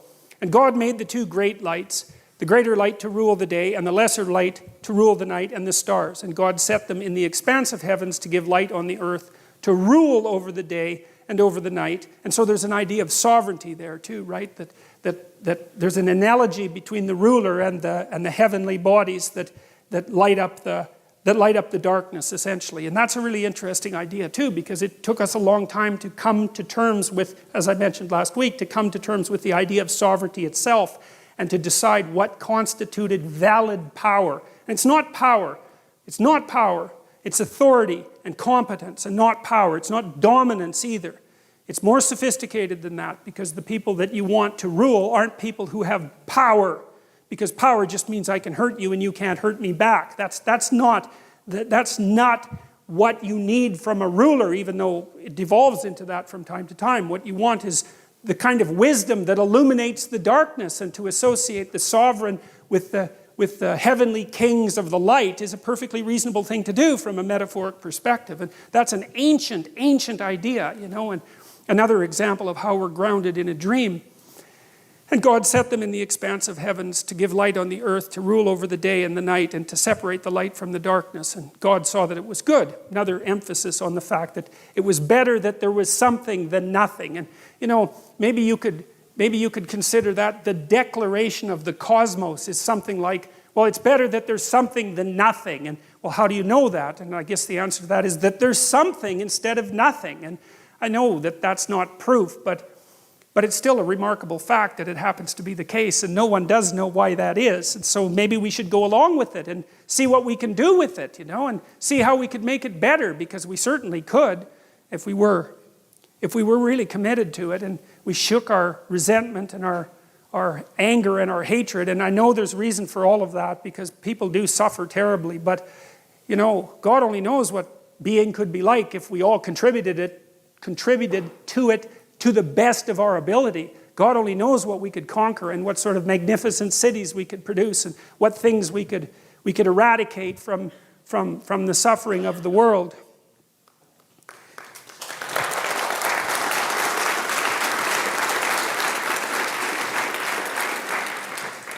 And there was, you know, there's this guy I read about, this is amazing, and I don't remember his name, but he found out about this worm that was called the guinea worm. And guinea worm is a really horrible thing, and you can look it up if you want, but I'll tell you a little bit about it, even though it's very distasteful. So a guinea worm is a parasite that lives in Africa, and it burrows under your skin, and it's quite long. It's about that long, and it's, you know, about that wide, and so it'll burrow underneath your leg, and then it's in there, you know, and maybe it pokes its little head out a hole, which is one of its delightful tendencies. And then if you want to pull it out, it breaks, right? Because otherwise you'd just pull it out and it would be dead. And so it doesn't like that, so it just breaks off. And many, many people had this horrible disease, you know, and well, you can't imagine what that would be like, because you're part of the 1% and you live in North America, and thank God for that. But, you know, just a little imagine, you don't even want to think about it, let alone have it. And he went to Africa and wiped the damn thing out. It's like, well, great, you know, it seems to me the planet's a lot better off without any guinea worms on it. Even though that's like guinea worm genocide talk, I'm still, you know, pretty happy about it. And so that was one guy who thought, well, we don't need these things. And yeah, well, fair enough, you know, and yeah, well, so good for him. Like, you know, I mean, he can die thinking that the world's a better place than it was when he first popped out, and so good for that. I think that's a good aim, you know, I think, is to think that when you're on your deathbed, and you can look back and think, well, there's a little less suffering in the world from here on out than there would be if I had never existed. And that's a lot better than the opposite, because it's certainly possible, say, if you're Stalin, to ensure that there's a hell of a lot more suffering in the world than there would have been if you hadn't lived. And we perfectly well know that people can manage that, and that many, many people try to do nothing but manage precisely that. So, and it's hard for me not to think about that as some sort of metaphysical evil, and I think it's the right way to look at it. And there was evening and there was morning, the fourth day. So you have the sun here, and then the moon here, as far as I can tell. Yeah. Yeah, actually, I think this is the moon over here, but so, yeah, and that's part of the Sistine Chapel, which is, you know, an absolutely remarkable. And part of the reason too, and part of the reason I'm teaching about these biblical stories is because, you know, I'm thinking, because the humanities have been decimated so badly, and And again, I think that has mostly to do with resentment and hatred more than anything else. But I don't really think that you can get a grip on the humanities and what they have to offer without knowing the biblical stories, because they're the dream out of which the humanities emerge. And so unless you have that background knowledge, that dream, then there's all sorts of things that are utterly profound that don't open themselves up to you. And Dante's Inferno would be one of those, and Milton's Paradise Lost, which is an absolutely amazing piece of work. I mean, Milton wrote it because he wanted to justify the ways of God to man. You know, what an ambition that is. And I mean, he was serious about that. He took the problem seriously. It's like, it's the Mephistophelian problem, is that, well, this is a rough business that we're involved in, and, you know, maybe we should just give it up. And I think the whole world, I think, was deciding that in the 1980s when we were deciding whether we were going to engage in the ultimate nuclear catastrophe, you know, and we were very, very close to that a number of times. And I think it was a collective decision in some sense on the part of humanity that we might as well keep the whole awful game going rather than just demolish it.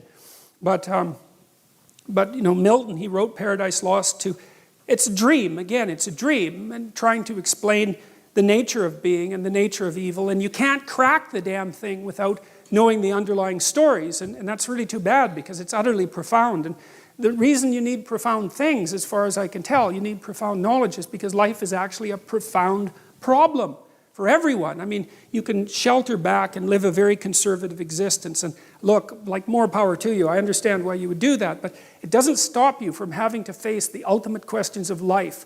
Right? They're right there in everyone's face, and at least at some point in your life. And it would be better if you could, I think, if you could confront them full on and to deal with them properly and to be a beacon of strength as a consequence of that. And I think that wisdom, that's what the humanities are supposed to teach, is wisdom. And wisdom is what enables you to deal honorably with the tragedy of life.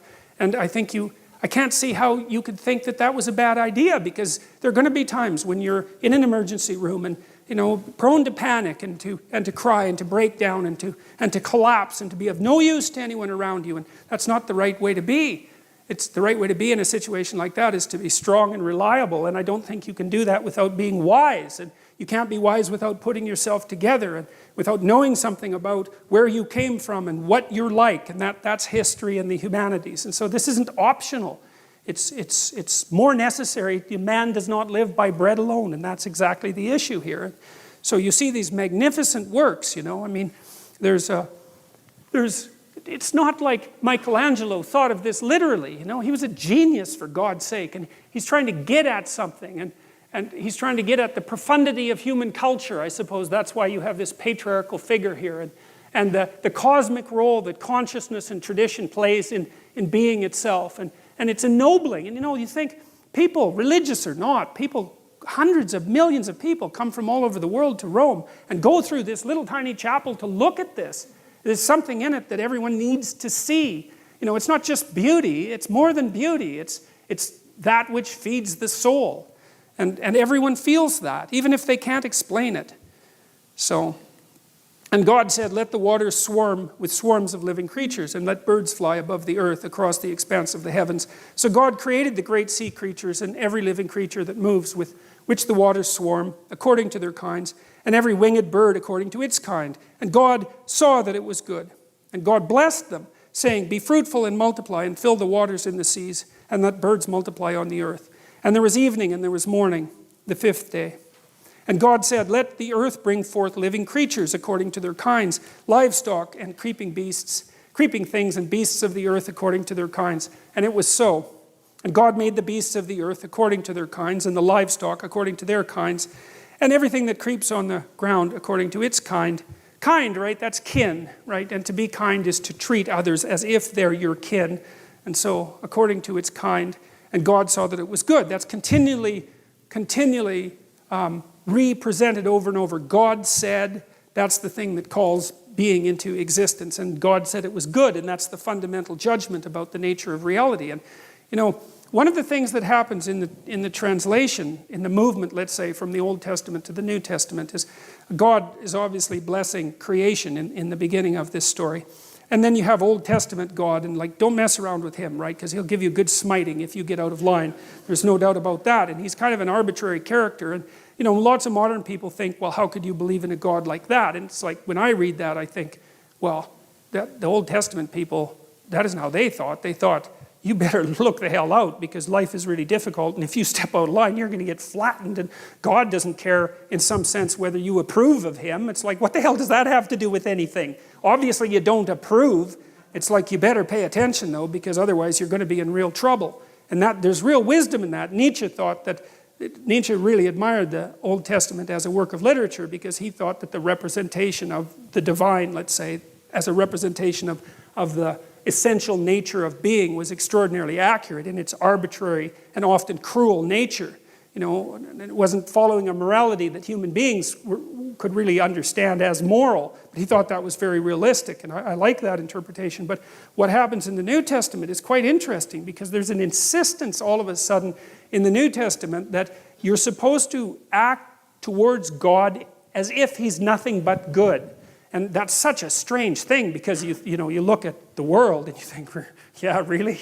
Just good, eh? Well, the cancer and the earthquakes is kind of hard to fit into that picture. And, you know, the terrible things that happen to children and all of that is very difficult to square with the notion of a good God, obviously. But then the underlying idea is that if you act in that manner, it makes it more likely to be true. It's something like that. And so I would consider that in some sense an act of both courage and faith. It's like you're going to make the case, like God makes at the beginning of the Bible, that being is in fact good. Now, you can't see it because, well, you get to see all the things about it that aren't so good. That's not the point. It's a metaphysical presupposition, something like that. It's a decision to act that way. I'm going to act as if being is good and to further that. And then the implicit idea is, well, there isn't any way that you can make things work out better than to do that. And so there's a courageous element to it, which I think is also expressed to some degree in the idea of Christ's voluntary sacrifice of his own life. His presupposition was something like, I'm going to act as if God is good, and I'm going to play that out right to the end. And now that becomes something like a divine pattern. And I believe there's wisdom in that because, again, most of the time that I've been wrestling with this sort of thing, I've always been looking at the opposite. I haven't been studying good, I've been studying evil. Because evil is easier to believe, especially after the 20th century. It's like, I think you have to be blind not to think about the things that happened in the 20th century as evil. And some of the things that happened were so brutal, it's just absolutely unimaginable. And, well, unless you imagine it. And it's right there. It's part of the historical record. And then I think, well, if there's something that's that terrible, it indicates as clearly as anything can that there's also something that's its opposite, and that's whatever it is that's the farthest away possible from that outcome. Now, that doesn't mean we can exactly say what it is, because it's easier to grip, in some sense, what it means to torture and break and hurt, and not to be able to conceptualize so clearly how you would have to act if you were acting in the exact opposite manner. But at least it implies that it exists, and I see that pattern being laid out in this dreamlike manner in the New Testament, and it has something to do with, well, it has something to do, and this is for sure, with the voluntary acceptance of mortality. Because, of course, that's the poisoned apple, right? The fact that everybody looks forward into the future to know that you're finite, and so is everything that you love. And it's very difficult for that not to poison your existence. And, well, there's no getting out of it, as far as we can tell, but there might be something like switching your attitude to it, and you could say, well, that's the price you pay for being. And the heroic thing to do is to accept that, and not even to accept it grudgingly. To say, all right, I'm going to go along with that, I'm going to accept that, and I'm going to act nonetheless as if being is good, and then I'm going to see how things turn out. It's something like that. And God saw that it was good. And so it's an act of courage, right? There's an act of courage that's associated with that transformation of attitude. And even with regards to the notion that the world is good, it's a courageous attitude, especially given that there's so much evidence that makes that conclusion difficult to continually draw. But the alternative seems to me to be far worse. So there's God again with the sun behind him, because he's associated with the solar consciousness, and he's creating all these strange, wonderful creatures. And you know, it's a And people say, well, the idea of God as an old man in the sky, let's say, that's primitive. It's much more better to think about it as a, much more better? Jesus. Anyways, it's more sophisticated to think of the divine essence as a disembodied spirit or something like that. But that's not so obvious either, because as I already pointed out, there isn't anything that's more complicated than a human being. And so the idea that the divine is something that's at least as complicated as a human being strikes me as something that's actually quite reasonable. And I know it's a metaphor, although I don't know to what degree it is a metaphor, and it's also something that's embodied. And that's also a very interesting notion, because it's become increasingly obvious as we've tried to do such things as produce artificial intelligence, that it's very difficult to produce an intelligence or perhaps a consciousness that isn't embodied in some manner. It can't be just a spirit without form. And I think that's part of the reason too why Christianity puts so much emphasis at the end of time on the resurrection of the body, because there's a drive in there to ennoble the idea of the body, not just the spirit, the consciousness that floats abstractly above the body, but to say that, no, you can't do that. You can't just shed that part of you that's heavy and material, so to speak, and leave it behind as if it's of no value. You have to ennoble that as well. And that idea is also linked to the representation of God as a human being, and as a wise human being, and as something that's embodied. And so, at least from the metaphorical perspective, I don't think it's reasonable just to brush your hands across it and say, well, that's primitive. Because I don't think it is. I don't think it's primitive at all. And then God said, let us make man in our image, after our likeness. And it's our, because, well, this is part of the priestly story. There's, as I said, a number of sources for the Old Testament. And in the priestly version, if I remember correctly, it's Elohim. That may be wrong. It doesn't matter, but precisely it doesn't matter, because the notion is that the God who's in the background of this story has a kind of plurality of being, right? And it looks like the idea of monotheism arose with great difficulty across time, because there are lots of powers, and the idea that there's a power of powers was something that it wasn't easy for people to figure out, and because what's constant across sources of power? Well, some kind of meta power, but it's hard to figure out what that is, and that's what's being represented by the movement, as far as I can tell, from polytheism to monotheism. It's the observation that there are powers that determine the destiny of people, at least in part, that you're subject to. And then the idea that there's something common across all those powers that you can represent partly, say, with the idea of the sun rising in the morning and fighting its way out of the darkness at night, and that's associated with consciousness and sovereignty. There's see, one of the things that bothers me about simple-minded atheism, and I would say the simple-minded atheism is of the sort that regards these stories as nothing but simple superstitions, is that it's very, very poorly informed. Because whatever these stories are, they are not merely simple superstitions. They weren't conjured up by some cabal of priests to bamboozle the masses, even though they were used for that purposes from time to time. It's much, much more complicated than that. They have a very ancient lineage, and they're tied together with all sorts of other stories. And there's an emergent wisdom in them, and I think the right way to view them is as the birthplace of sophisticated philosophical ideas. And so you have to wrestle with these stories. You can't just... And I said already that I'm going to be as rational as I possibly can in my discussion of these stories, and not refer to anything metaphysical except when that's absolutely necessary, even though I don't want to eliminate the possibility of a metaphysical reality, because I think that's premature. But you have to take the stories seriously if you're going to approach the problem properly. You can't just casually dismiss them. It's not appropriate. And so let us make man in our image. That's a very interesting idea. And like I said, it's not easy to understand how it was that human beings came up with the idea that us lowly creatures were... So with the Mesopotamians, for example, and the Greeks were like this too. Human beings weren't godlike. They were the playthings of the gods, right? They were just... The gods just tortured us for their amusement, love and hatred and anger and all those powerful forces. We were just we were just playthings to the gods. There wasn't anything particularly divine about us. The notion that in some sense we partake of the divine that's a staggering idea. And you don't want to underestimate the difficulty that there was in abstracting that, or the utility of that idea for our current mode of being. Let them have dominion over the fish of the sea, and over the birds of the heavens, and over the livestock, and all the earth, and over every creeping thing that creeps on the earth.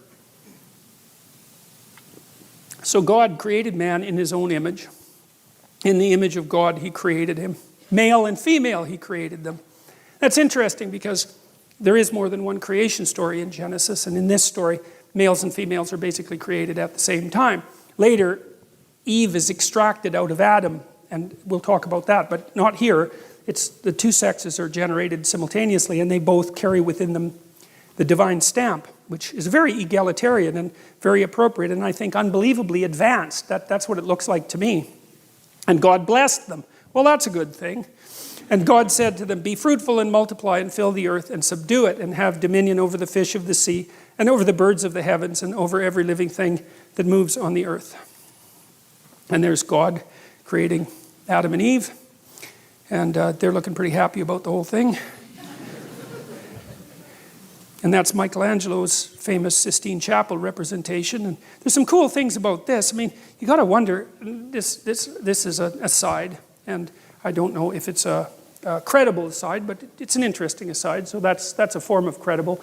What the hell is God doing in this thing? You know, I mean, what is this exactly?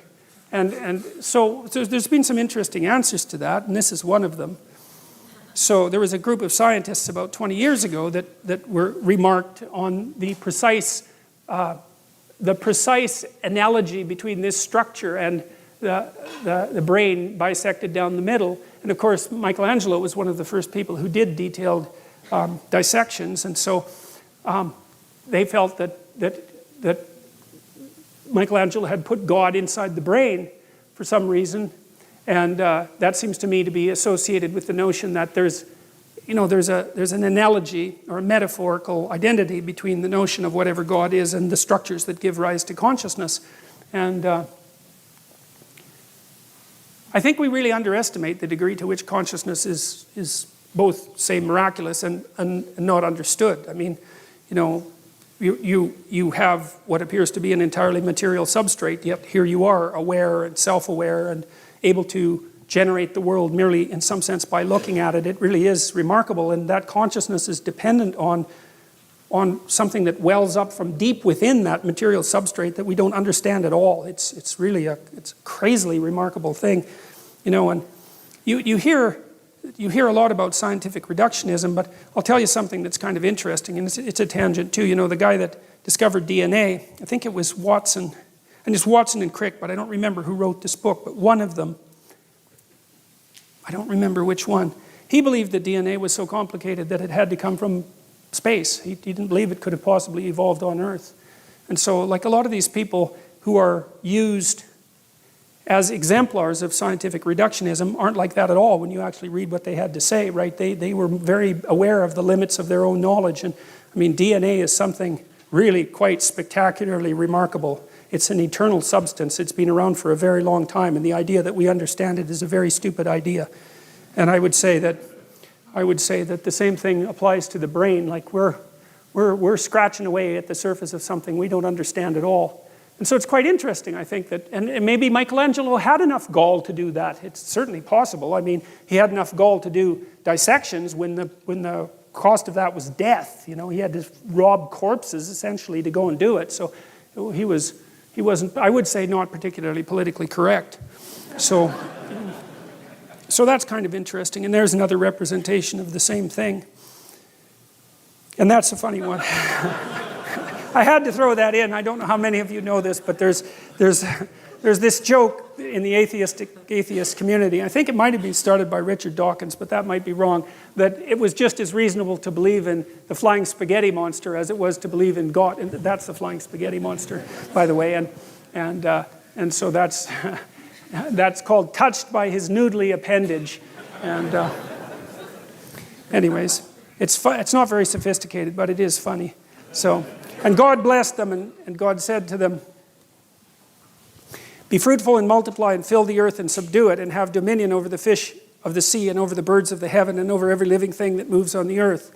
And God said, Behold, I have given you every plant yielding seed that is on the face of all the earth, and every tree with seed in its fruit. You shall have them for food. And to every beast of the earth and every bird of the heavens and to everything that creeps on the earth, everything that has the breath of life, I have given every green plant for food. And it was so. And God saw everything he had made, and behold, it was very good. And there was evening and there was morning, the sixth day. Thus the heavens and the earth were finished, and all the host of them.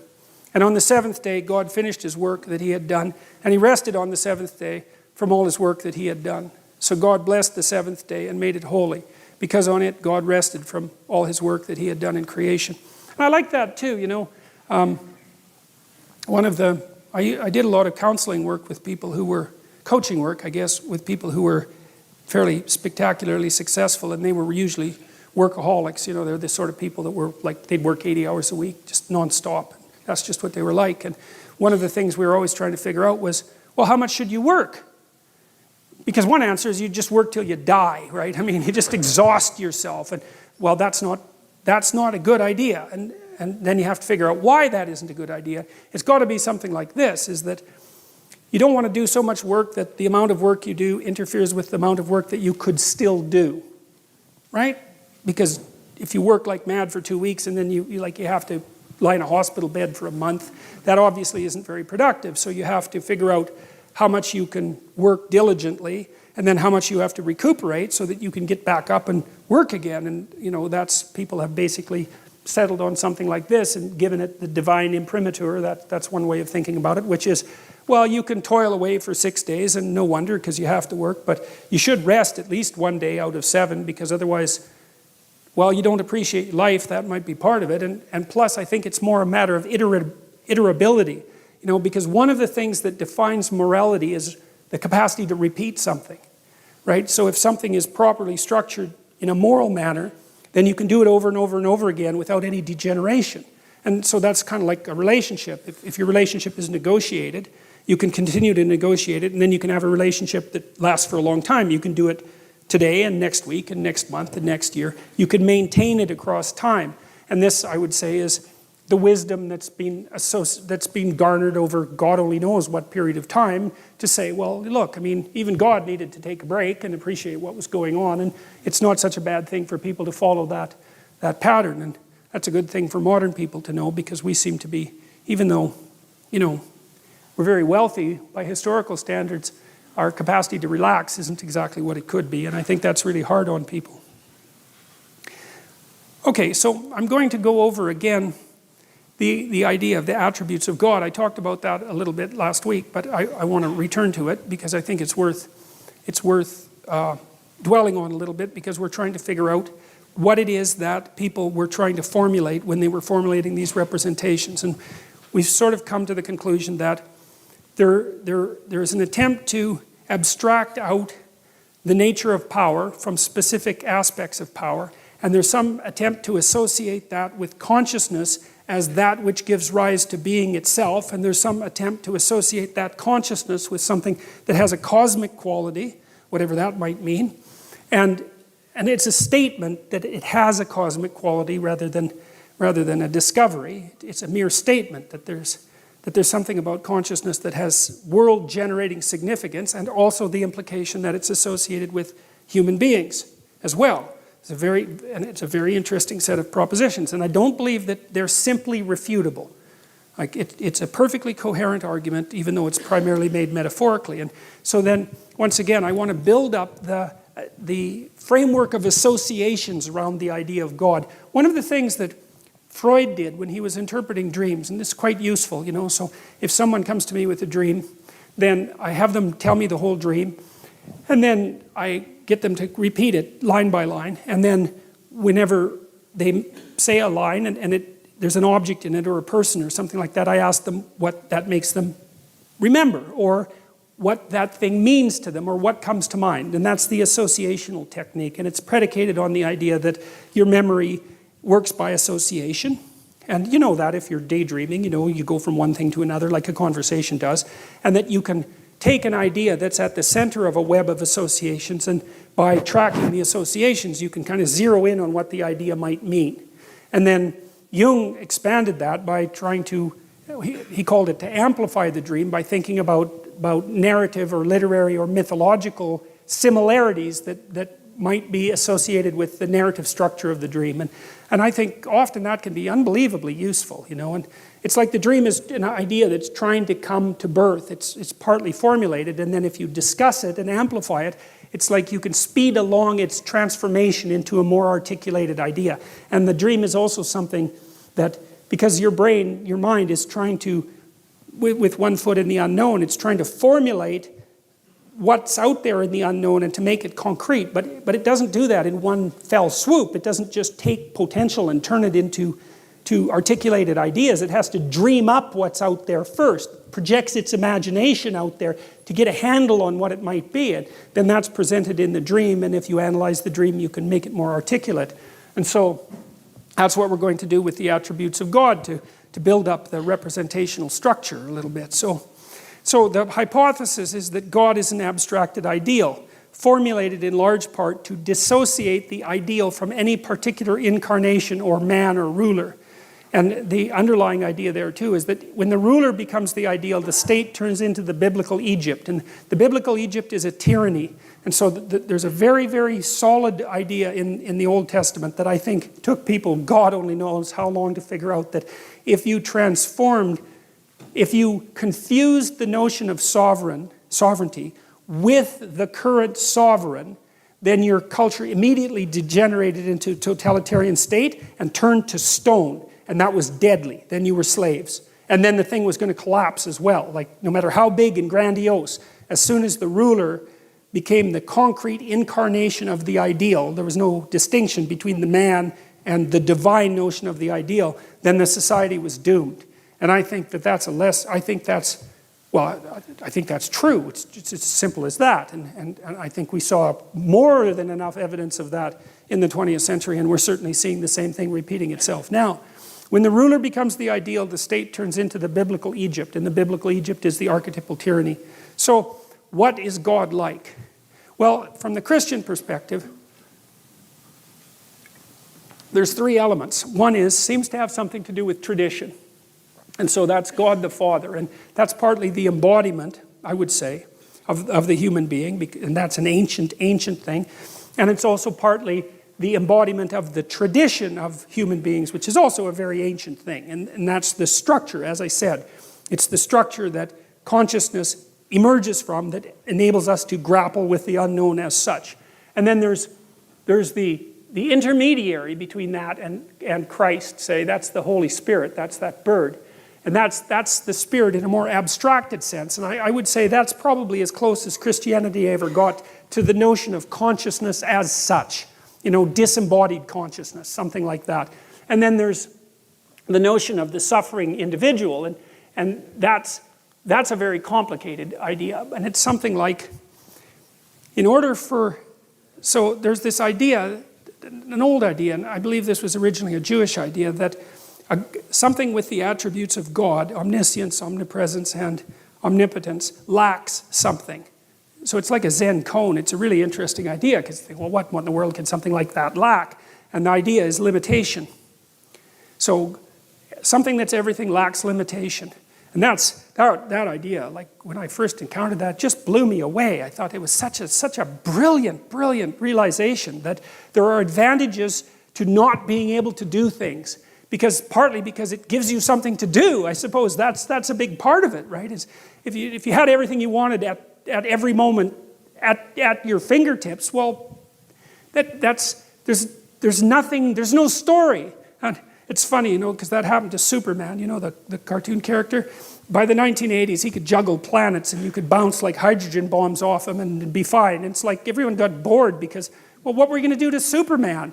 It's like you lob a hydrogen bomb at him and he just brushes it off and like combs his hair, and that's the end of that. And the whole cartoon series basically died because he didn't have any flaws. There's no story without the limitation.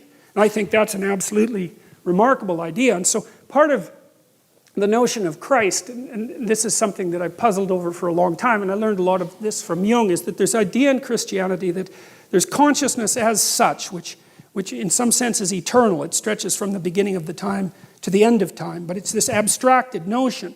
But it lacks a certain kind of reality because it's not instantiated somewhere. It's not instantiated in a specific time and place in history.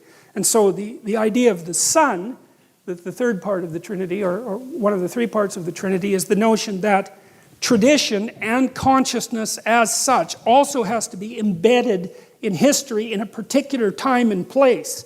And so there's the archetypal embeddedness, and that would be the incarnation, and that's the perfect man, right, who accepts his mortality and acts in a virtuous manner. But it's the archetypal story of every individual as well. And there's a very strong strain in Christianity. I would say this is more pronounced in Orthodox Christianity, that the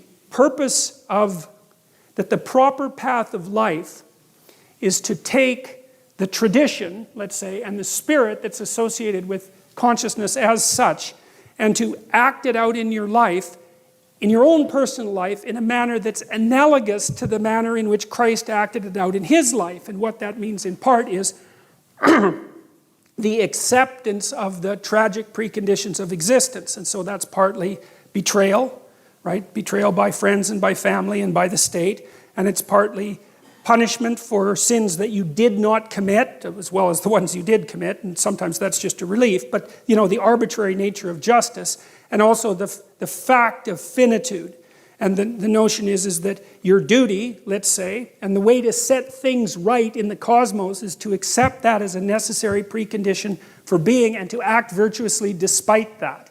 And that's a very, very powerful idea as far as I'm concerned. And I'm also, the world's a weird place, and I've seen some very strange things in my life. And one of the things that I've seen is that, I've dealt with some people who were very, let's say, that they weren't on a good path. Let's put it that way. And one of the things that was really interesting about being around people like that, it was almost like they were surrounded by a gravitational field of sorts. I'm speaking metaphorically, obviously. And their worldview was so warped and twisted that if you came within contact of them, you all of a sudden started to play a part in their drama. And it was almost inevitable. They would maneuver and manipulate and interpret in a way that made you into the villain in their story, no matter what it was that you wanted to do.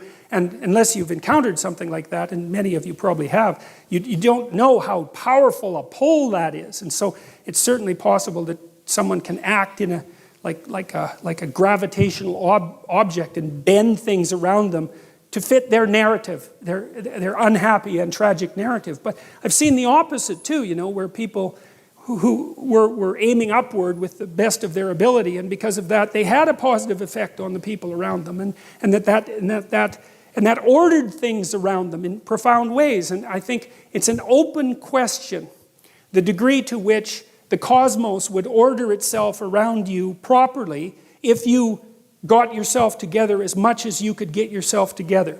We know that things can go very, very badly wrong if you do things very badly wrong. There's no doubt about that.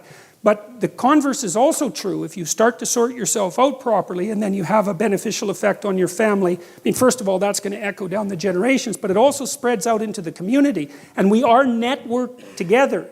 We're not associated linearly. We all affect each other. And so it's an open question, the degree to which acting out the notion the notion that being is good and the notion that you can accept its limitations and that you should still strive for virtue. It's an open question how profound effect that would have on the structure of reality if you really chose to act it out. And I've seen things, as I said, in my life that indicate that I do believe there's a metaphysical element to life as well as the rational, practical element. And I think there are times when those two things come together, and I've seen that happen.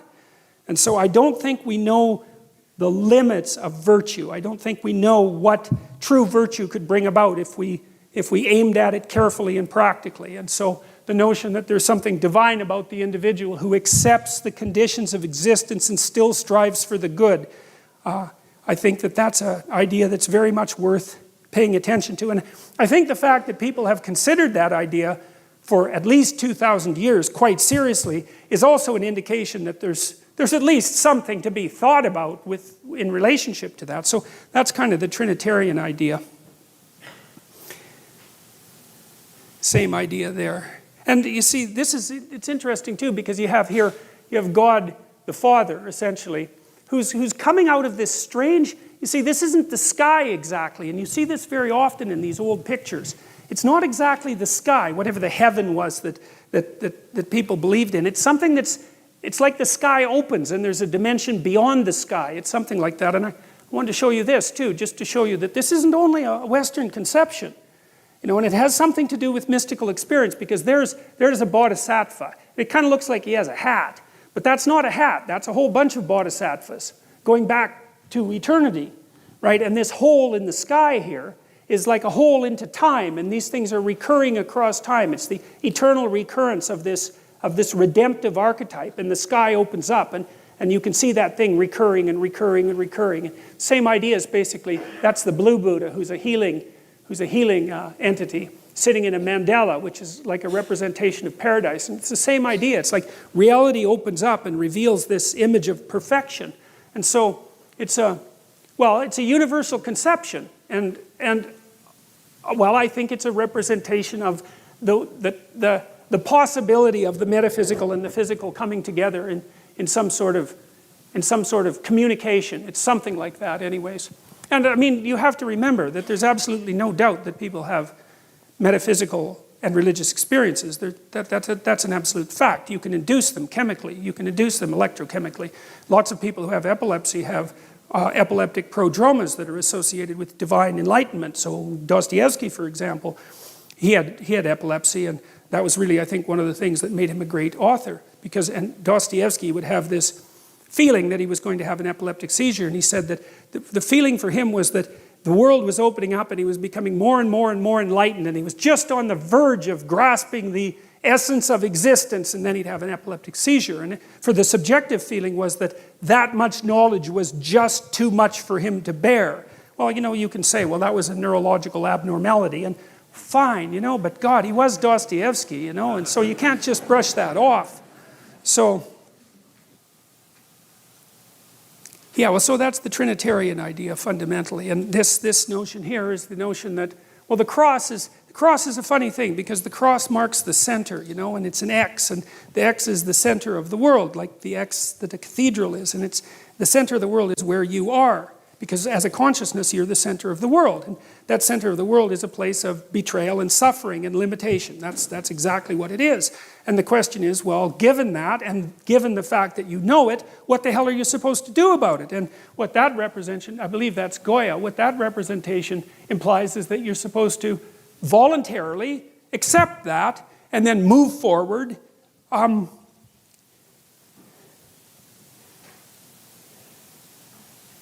in good faith and with courage. That's the notion. And that you're supported.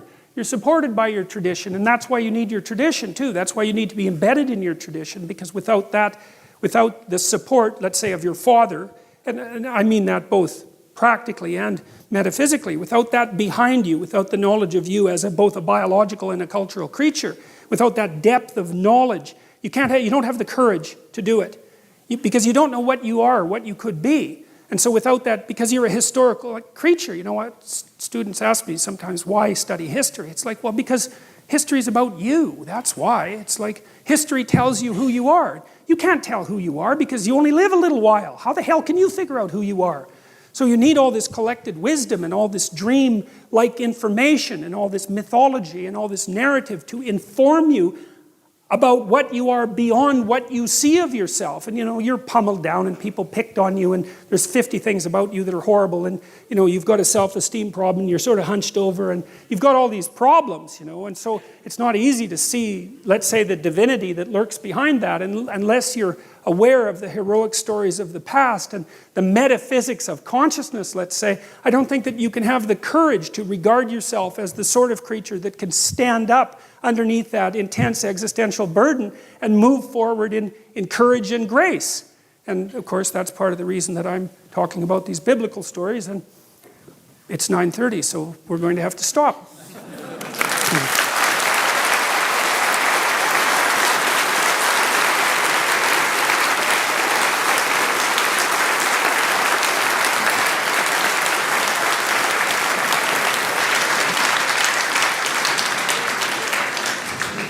Okay, so we're going to stop exactly at 10 tonight because that's the deal with the theater people. And besides, I'll be out of anything intelligent to say by that point, certainly. So, well, at least we got through one story, so that was good. So, yeah.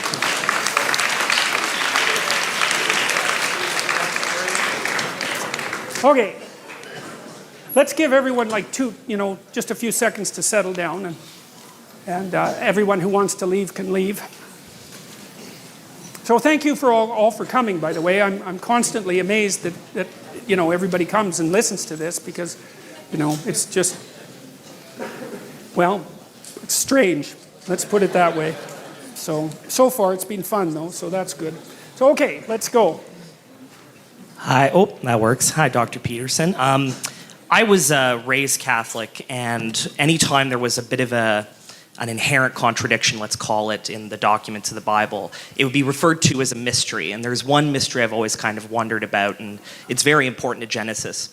How do you deal with a perfect God, or the conception of a perfect God, who by nature is incapable of an imperfect design, or incapable of a perfect design? So what I mean by that is many religions present, for example, good and evil as separate deities that pre-existed simultaneously.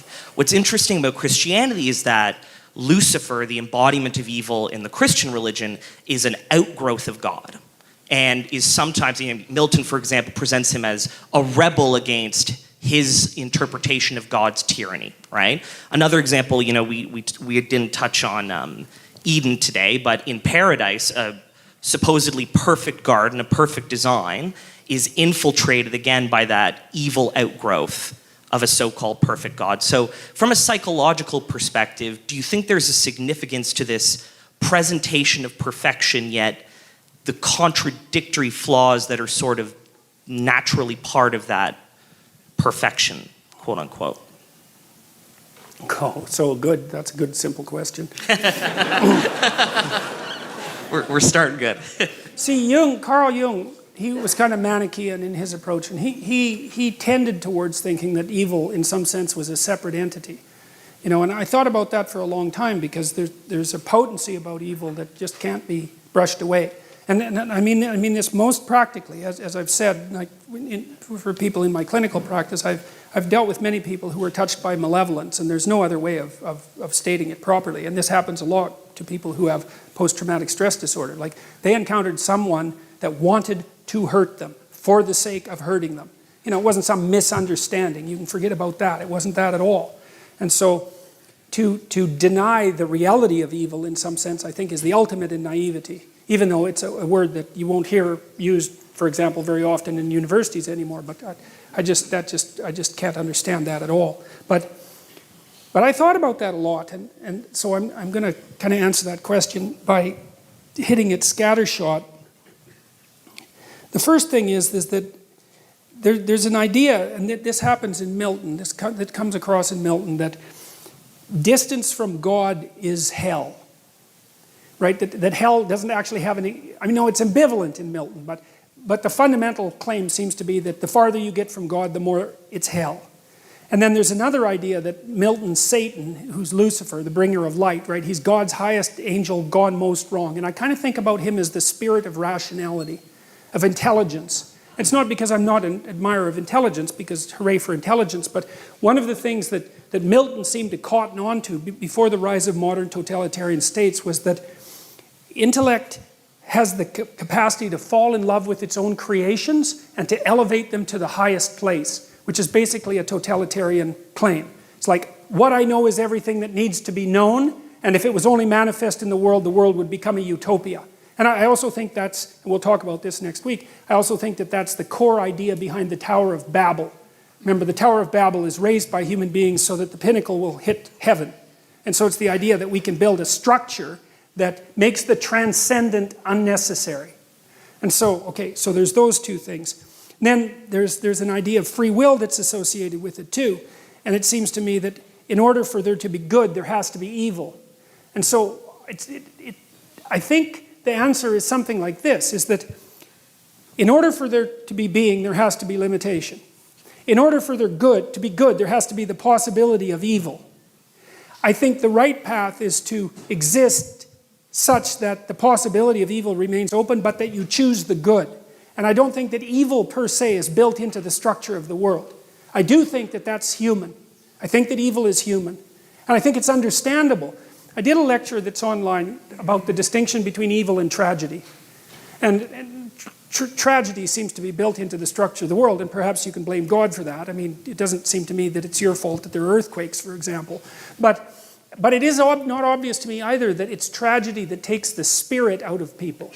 I think that human beings are actually equipped to deal with tragedy, but we're not equipped to deal with malevolence. That destroys people. And so I think that metaphysically speaking, the world is structured so that people have a choice between good and evil. So then the next question is why do we have a choice? And that's where my knowledge runs out. Like the alchemists, for example, speculated that, and the Orthodox Christians also follow this line of reasoning, is that human beings in some sense are furthering creation by our actions and by our choices. And I think there's something to that. It's like creation is unfinished in some sense, and that we're participating in moving it in whatever direction it is that we want to move it.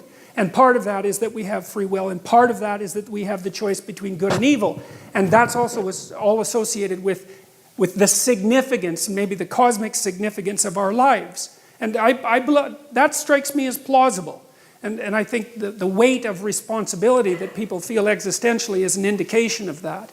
So that's about the best I could do with that. So. And it seems the way you're describing it, it's built into at least the text that you presented, because one of the other things I'd noticed was God consistently describes creation as good, right? Mm-hmm. He creates light, it's good. He creates dark, it's good. Oh, okay. After he creates things, he announces that he creates man and woman and announces that they have dominion over those things and can use them. Yes. And it might be something lost to translation, but that is described as very good.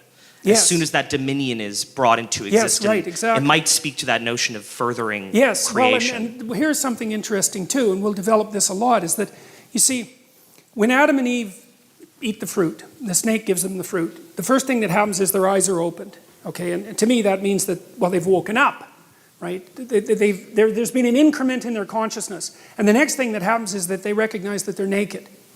Okay, and to recognize that you're naked is to recognize that you're vulnerable. And human beings are strange creatures, because most animals are like this, and they're protected, but not us. Like, our most vulnerable parts are displayed for harm and for everyone to observe, right? So we've got that sort of bipedal self-consciousness built into us. But what's really interesting is that when Adam and Eve realize that they're naked, it's the same moment that they know the difference between good and evil. And God, I just ground away on that for years, trying to figure, what's going on here? What's the relationship between consciousness, knowledge of nakedness, and the knowledge of good and evil? And then I think I figured it out. I think it was that, you see, when you know that you're vulnerable, and they also develop knowledge of death, right? So there's deep knowledge of vulnerability, and they get embarrassed about that. They cover themselves up, right? So that's culture. So it's a very profound shock for them to recognize that they're naked. It even makes Adam hide from God. And then they develop the knowledge of good and evil. Well, I think it's because, you see, human beings have this peculiar capacity that no other creature has, which is, I know how I can be hurt. Because I'm aware of my own limitations, painfully aware. And now, because I know how I can be hurt, I know how you can be hurt. And I can take advantage of that. And that's, I think, how evil enters the world. That's what it looks like to me. It's like, I've got this expansion of knowledge. It says in Genesis that gives people another attribute of divinity, knowing the difference between good and evil. It has nothing to do with animals, and it has nothing to do with Adam and Eve prior to having their eyes opened. But the cosmos switches when that self-consciousness manifests itself. And that's when the possibility of evil enters the world. It's something like that. And that's also echoed by the intimate relationship between the snake in the Garden of Eden and Satan, which is, we'll go into, because that's a very strange association. It's like this snake also becomes the adversary of being. And I think that's, I'll jump very quickly into that, but I think that's because, there's the snake that bites you in the jungle, and then there's the snake that lives in your enemy, and then there's the snake that lives in your family if you've banished the enemy to the Netherlands. And then there's the snake that lives in you if you remove yourself from your family, and that snake that's in you, right? That's a psychological phenomena. That's equivalent to transcendent evil itself, the thing that inhabits every single person. That's why there's that association between the snake and Satan.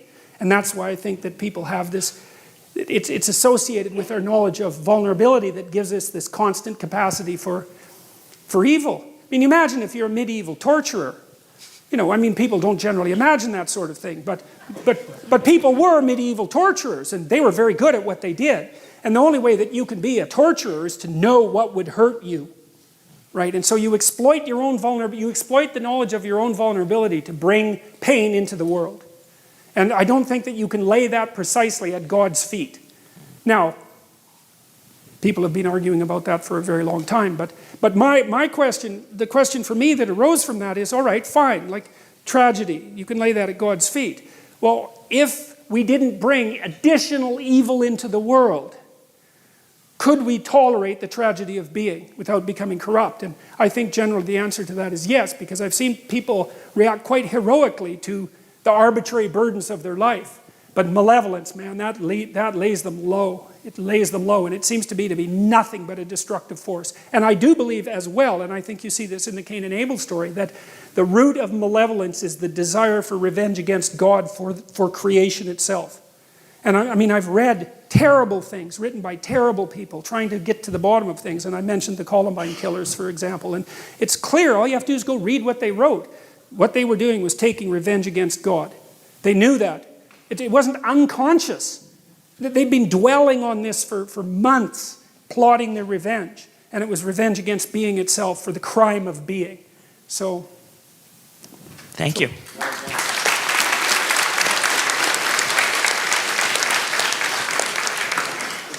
Hi, Doctor.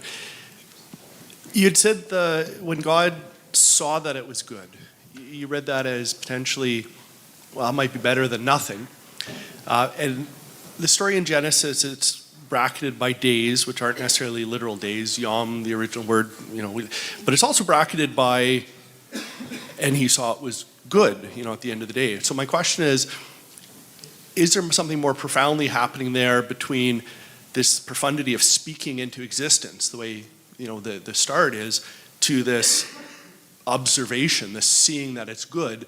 And is God modeling consciousness? Is there a little more there for us to grapple with? Okay, so more for us to grapple with in what way? In the sense that we have this insight of speaking things forth, but you'd also commented on consciousness as until something's observed, or until it's seen. So when God sees that creation was good, is there kind of this bracketing between the bringing forth through through the word, through Jesus? Okay, that's good. I see what you mean.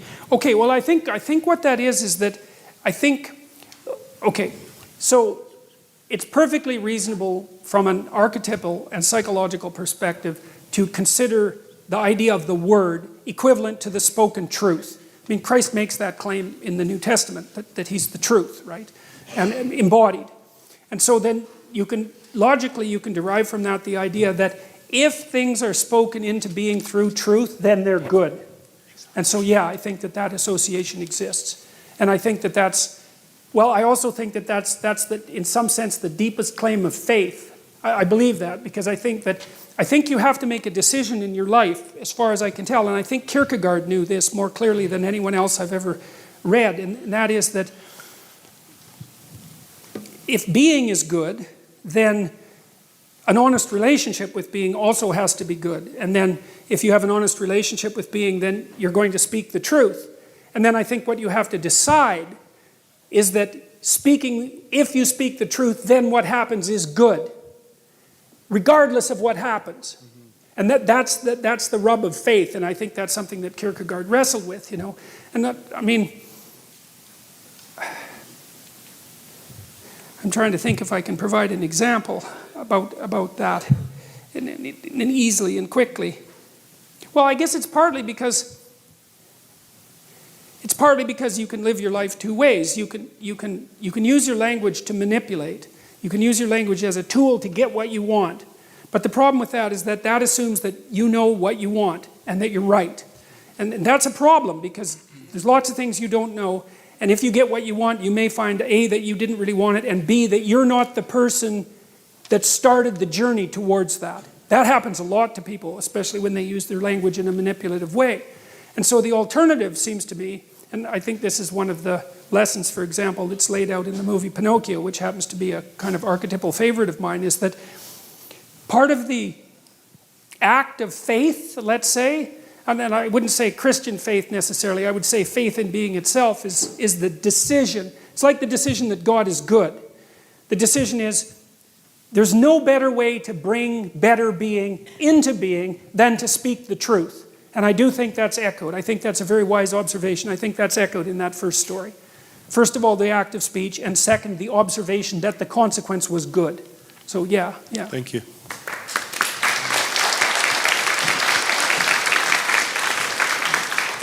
Good morning, Citizen Peterson. First, I have a bunch of questions and I want to have them answered immediately.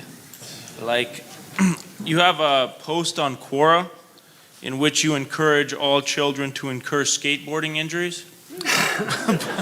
but also stated in this post, you wrote that do not try to rescue someone who does not want to be rescued, and be very careful about rescuing someone who does.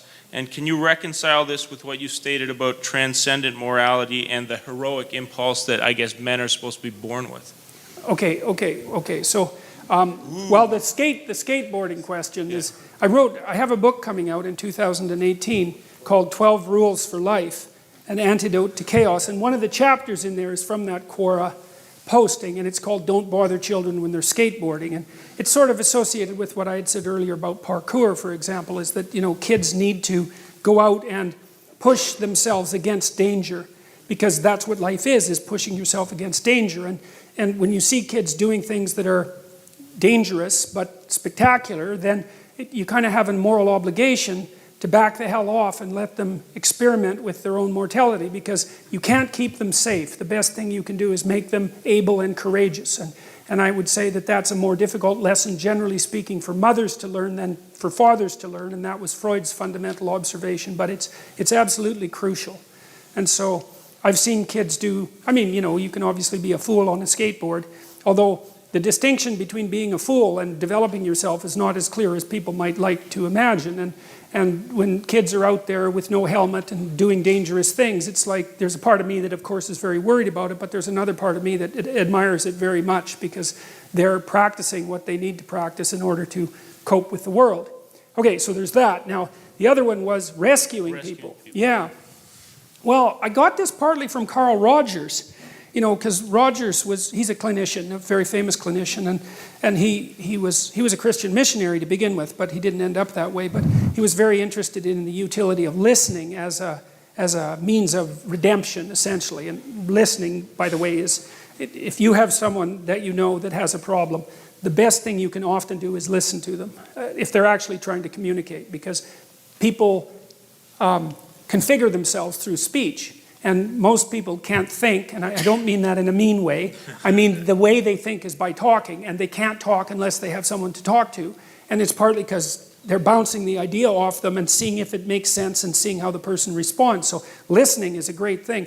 But Rogers was also interested in the preconditions for having a redemptive relationship, and that could be a therapeutic relationship or an intimate relationship. And one of the things he claimed was that unless the person was aiming upward, there was nothing you could do about it. And that seemed to be associated with this idea of that initial choice, say, between good and evil. See, once someone comes to therapy, they've already done something. They've already said, I have a problem, conceivably I could fix it, and I need to do something about it. And then so half the work is already done by the time they show up, because they've already said, well, things aren't as good as they could be, and I could do something about it. The question is, can you do anything about someone who isn't at that state? And my observation, and this is Roger's observation as well, is that you can't. I think you can serve by example, but until the person has decided on their own that they're wrong, and that's why they're suffering, that there's something wrong about what they're doing, and that they want to fix it. I think that even trying to hammer against that often makes it worse.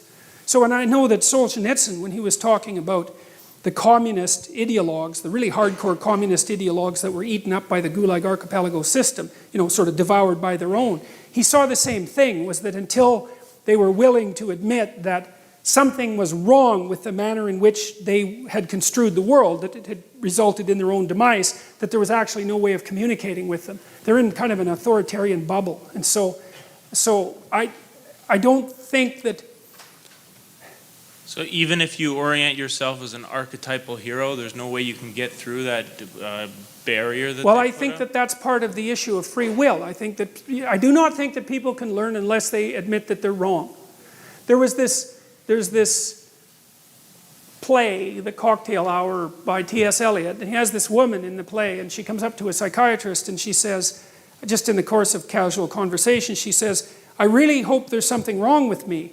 And of course the psychiatrist is a bit taken aback by that, and he says, "Well, why in the world would you hope such a thing?" And she says something like, "Well, like, I'm suffering, man. Things are not good for me. I'm having a dreadful time of it. And as far as I can tell, there's only two possibilities. Either the world, in its essence, is conspiring against me and I'm doomed because what am I going to do about the world? Like, it's just built into the structure of reality. Or I'm doing something wrong. So I'm really hoping that I'm doing something wrong, because if I am, then maybe I could fix it and I'd stop suffering." And it's something like that. And see, it's also, I think that if your life isn't what it could be and you're suffering, then it seems to me that that should be sufficient evidence that you don't know enough.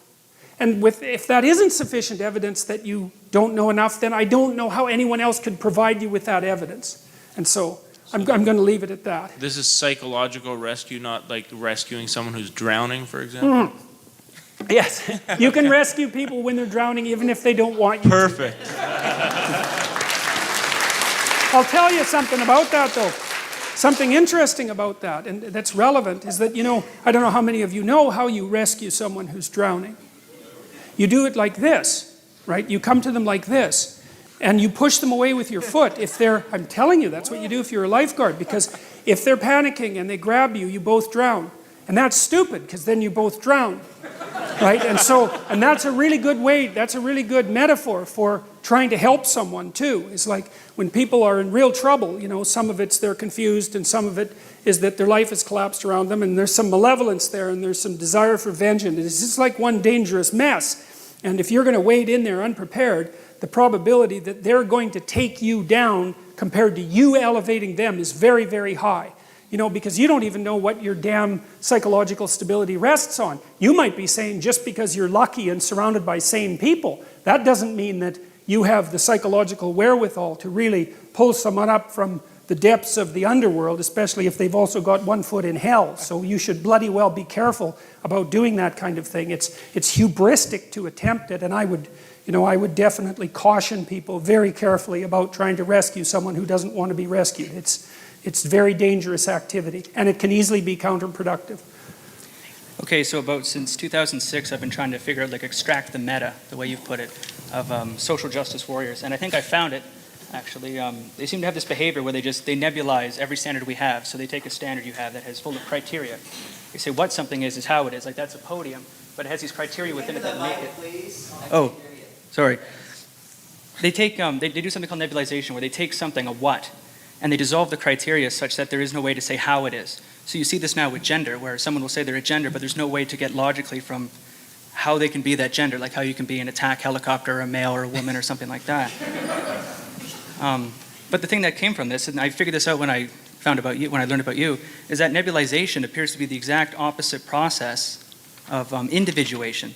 It's the philosophical version of individuation that rests on three premises or three core axioms, which is I exist, which is an axiom that exists in the objective, that you exist here.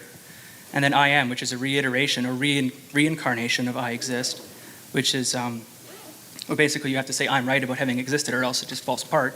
And then you have as, which is the question begged from that. Well, if you exist and you're right, as what?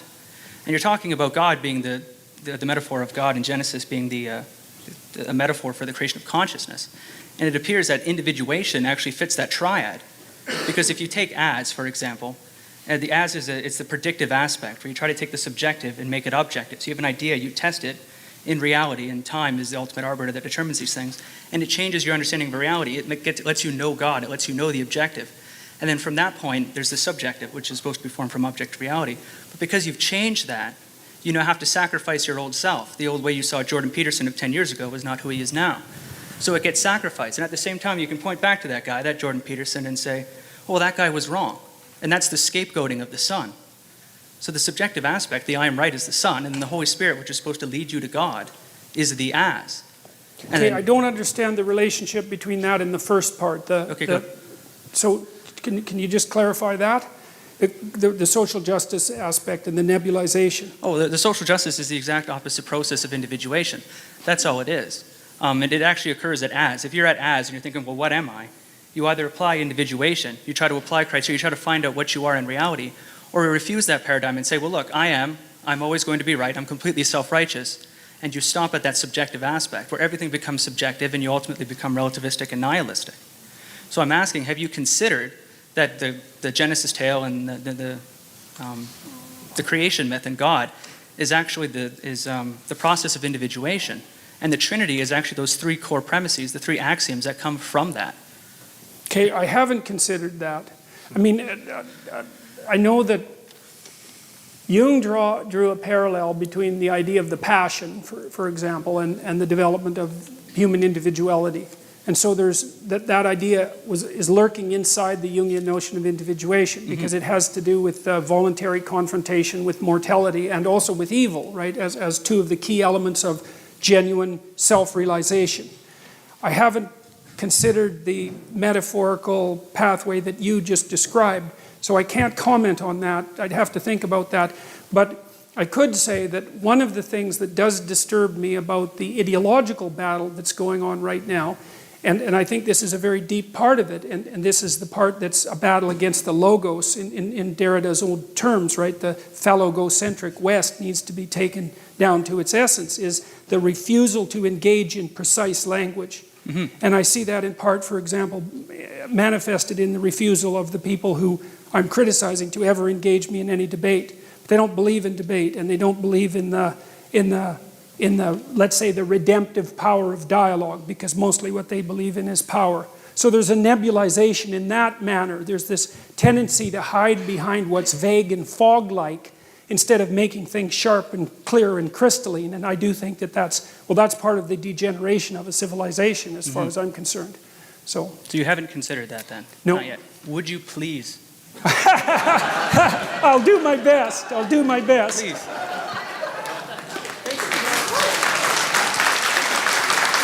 Thank you.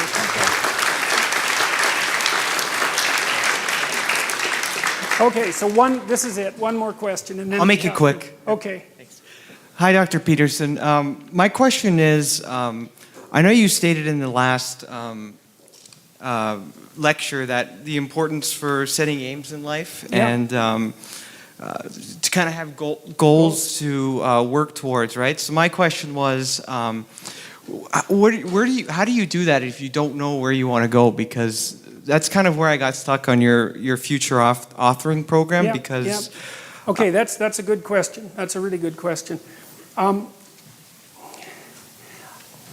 think it's echoed to some degree in the structure of the biblical stories, and in this manner.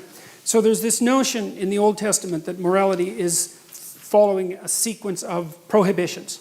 There's a bunch of bad things you shouldn't do, and then basically you're good enough.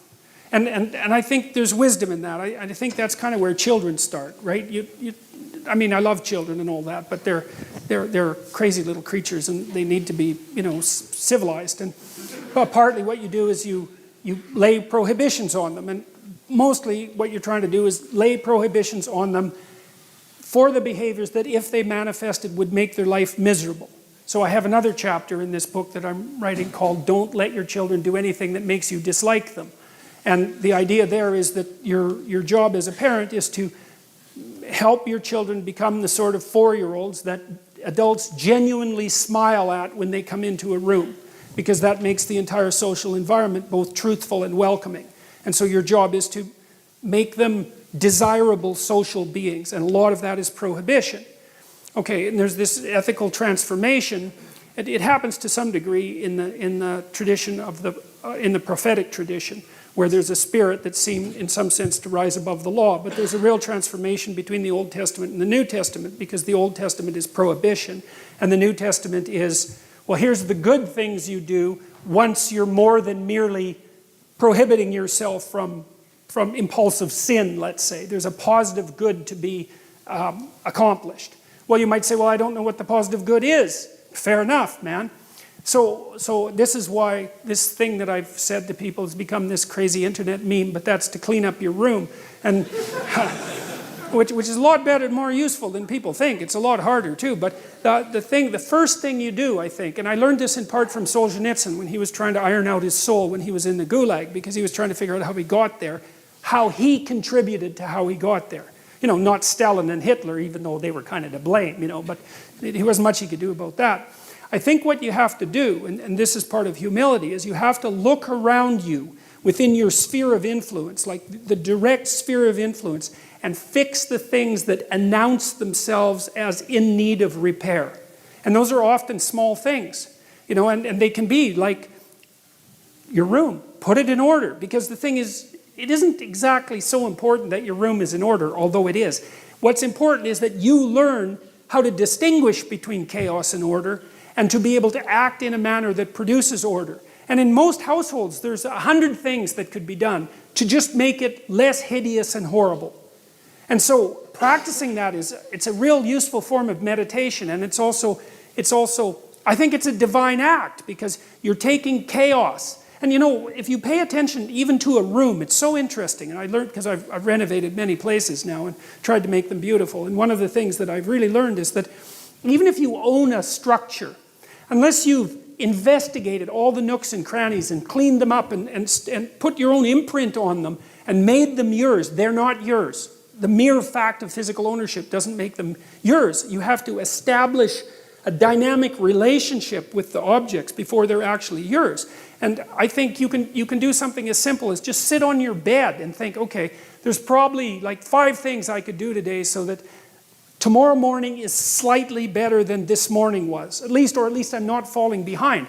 And those will usually be, it's like having to eat a toad in the morning, right? It's like, it's not going to be something you want to do. There'll be things you're trying to avoid. They're snakes, essentially. But if you ask yourself, like you're asking someone, which I think is a form of prayer, if you ask yourself, instead of telling yourself, you know, what is it that I could do to set things more right today that I would actually do? It's usually some small thing because you're not that disciplined, you know. Then you can go do it. And then you put the world together a little more when you do that. And that spreads out. But you also construct yourself into something that's better able to call order forth from chaos. And that makes you just incrementally stronger. And then the next day, you can maybe take on a slightly larger task. And like, you get the benefit of compound interest if you do that. It's a tremendously powerful technique. And I think if you do that, at some point, instead of just having to fix things up that are not good, you'll start to get a glimmer of the positive things that you could do, you know, the positive things that you could do that would actually constitute a vision. And that's what I would recommend. Thank you. All right. Good night.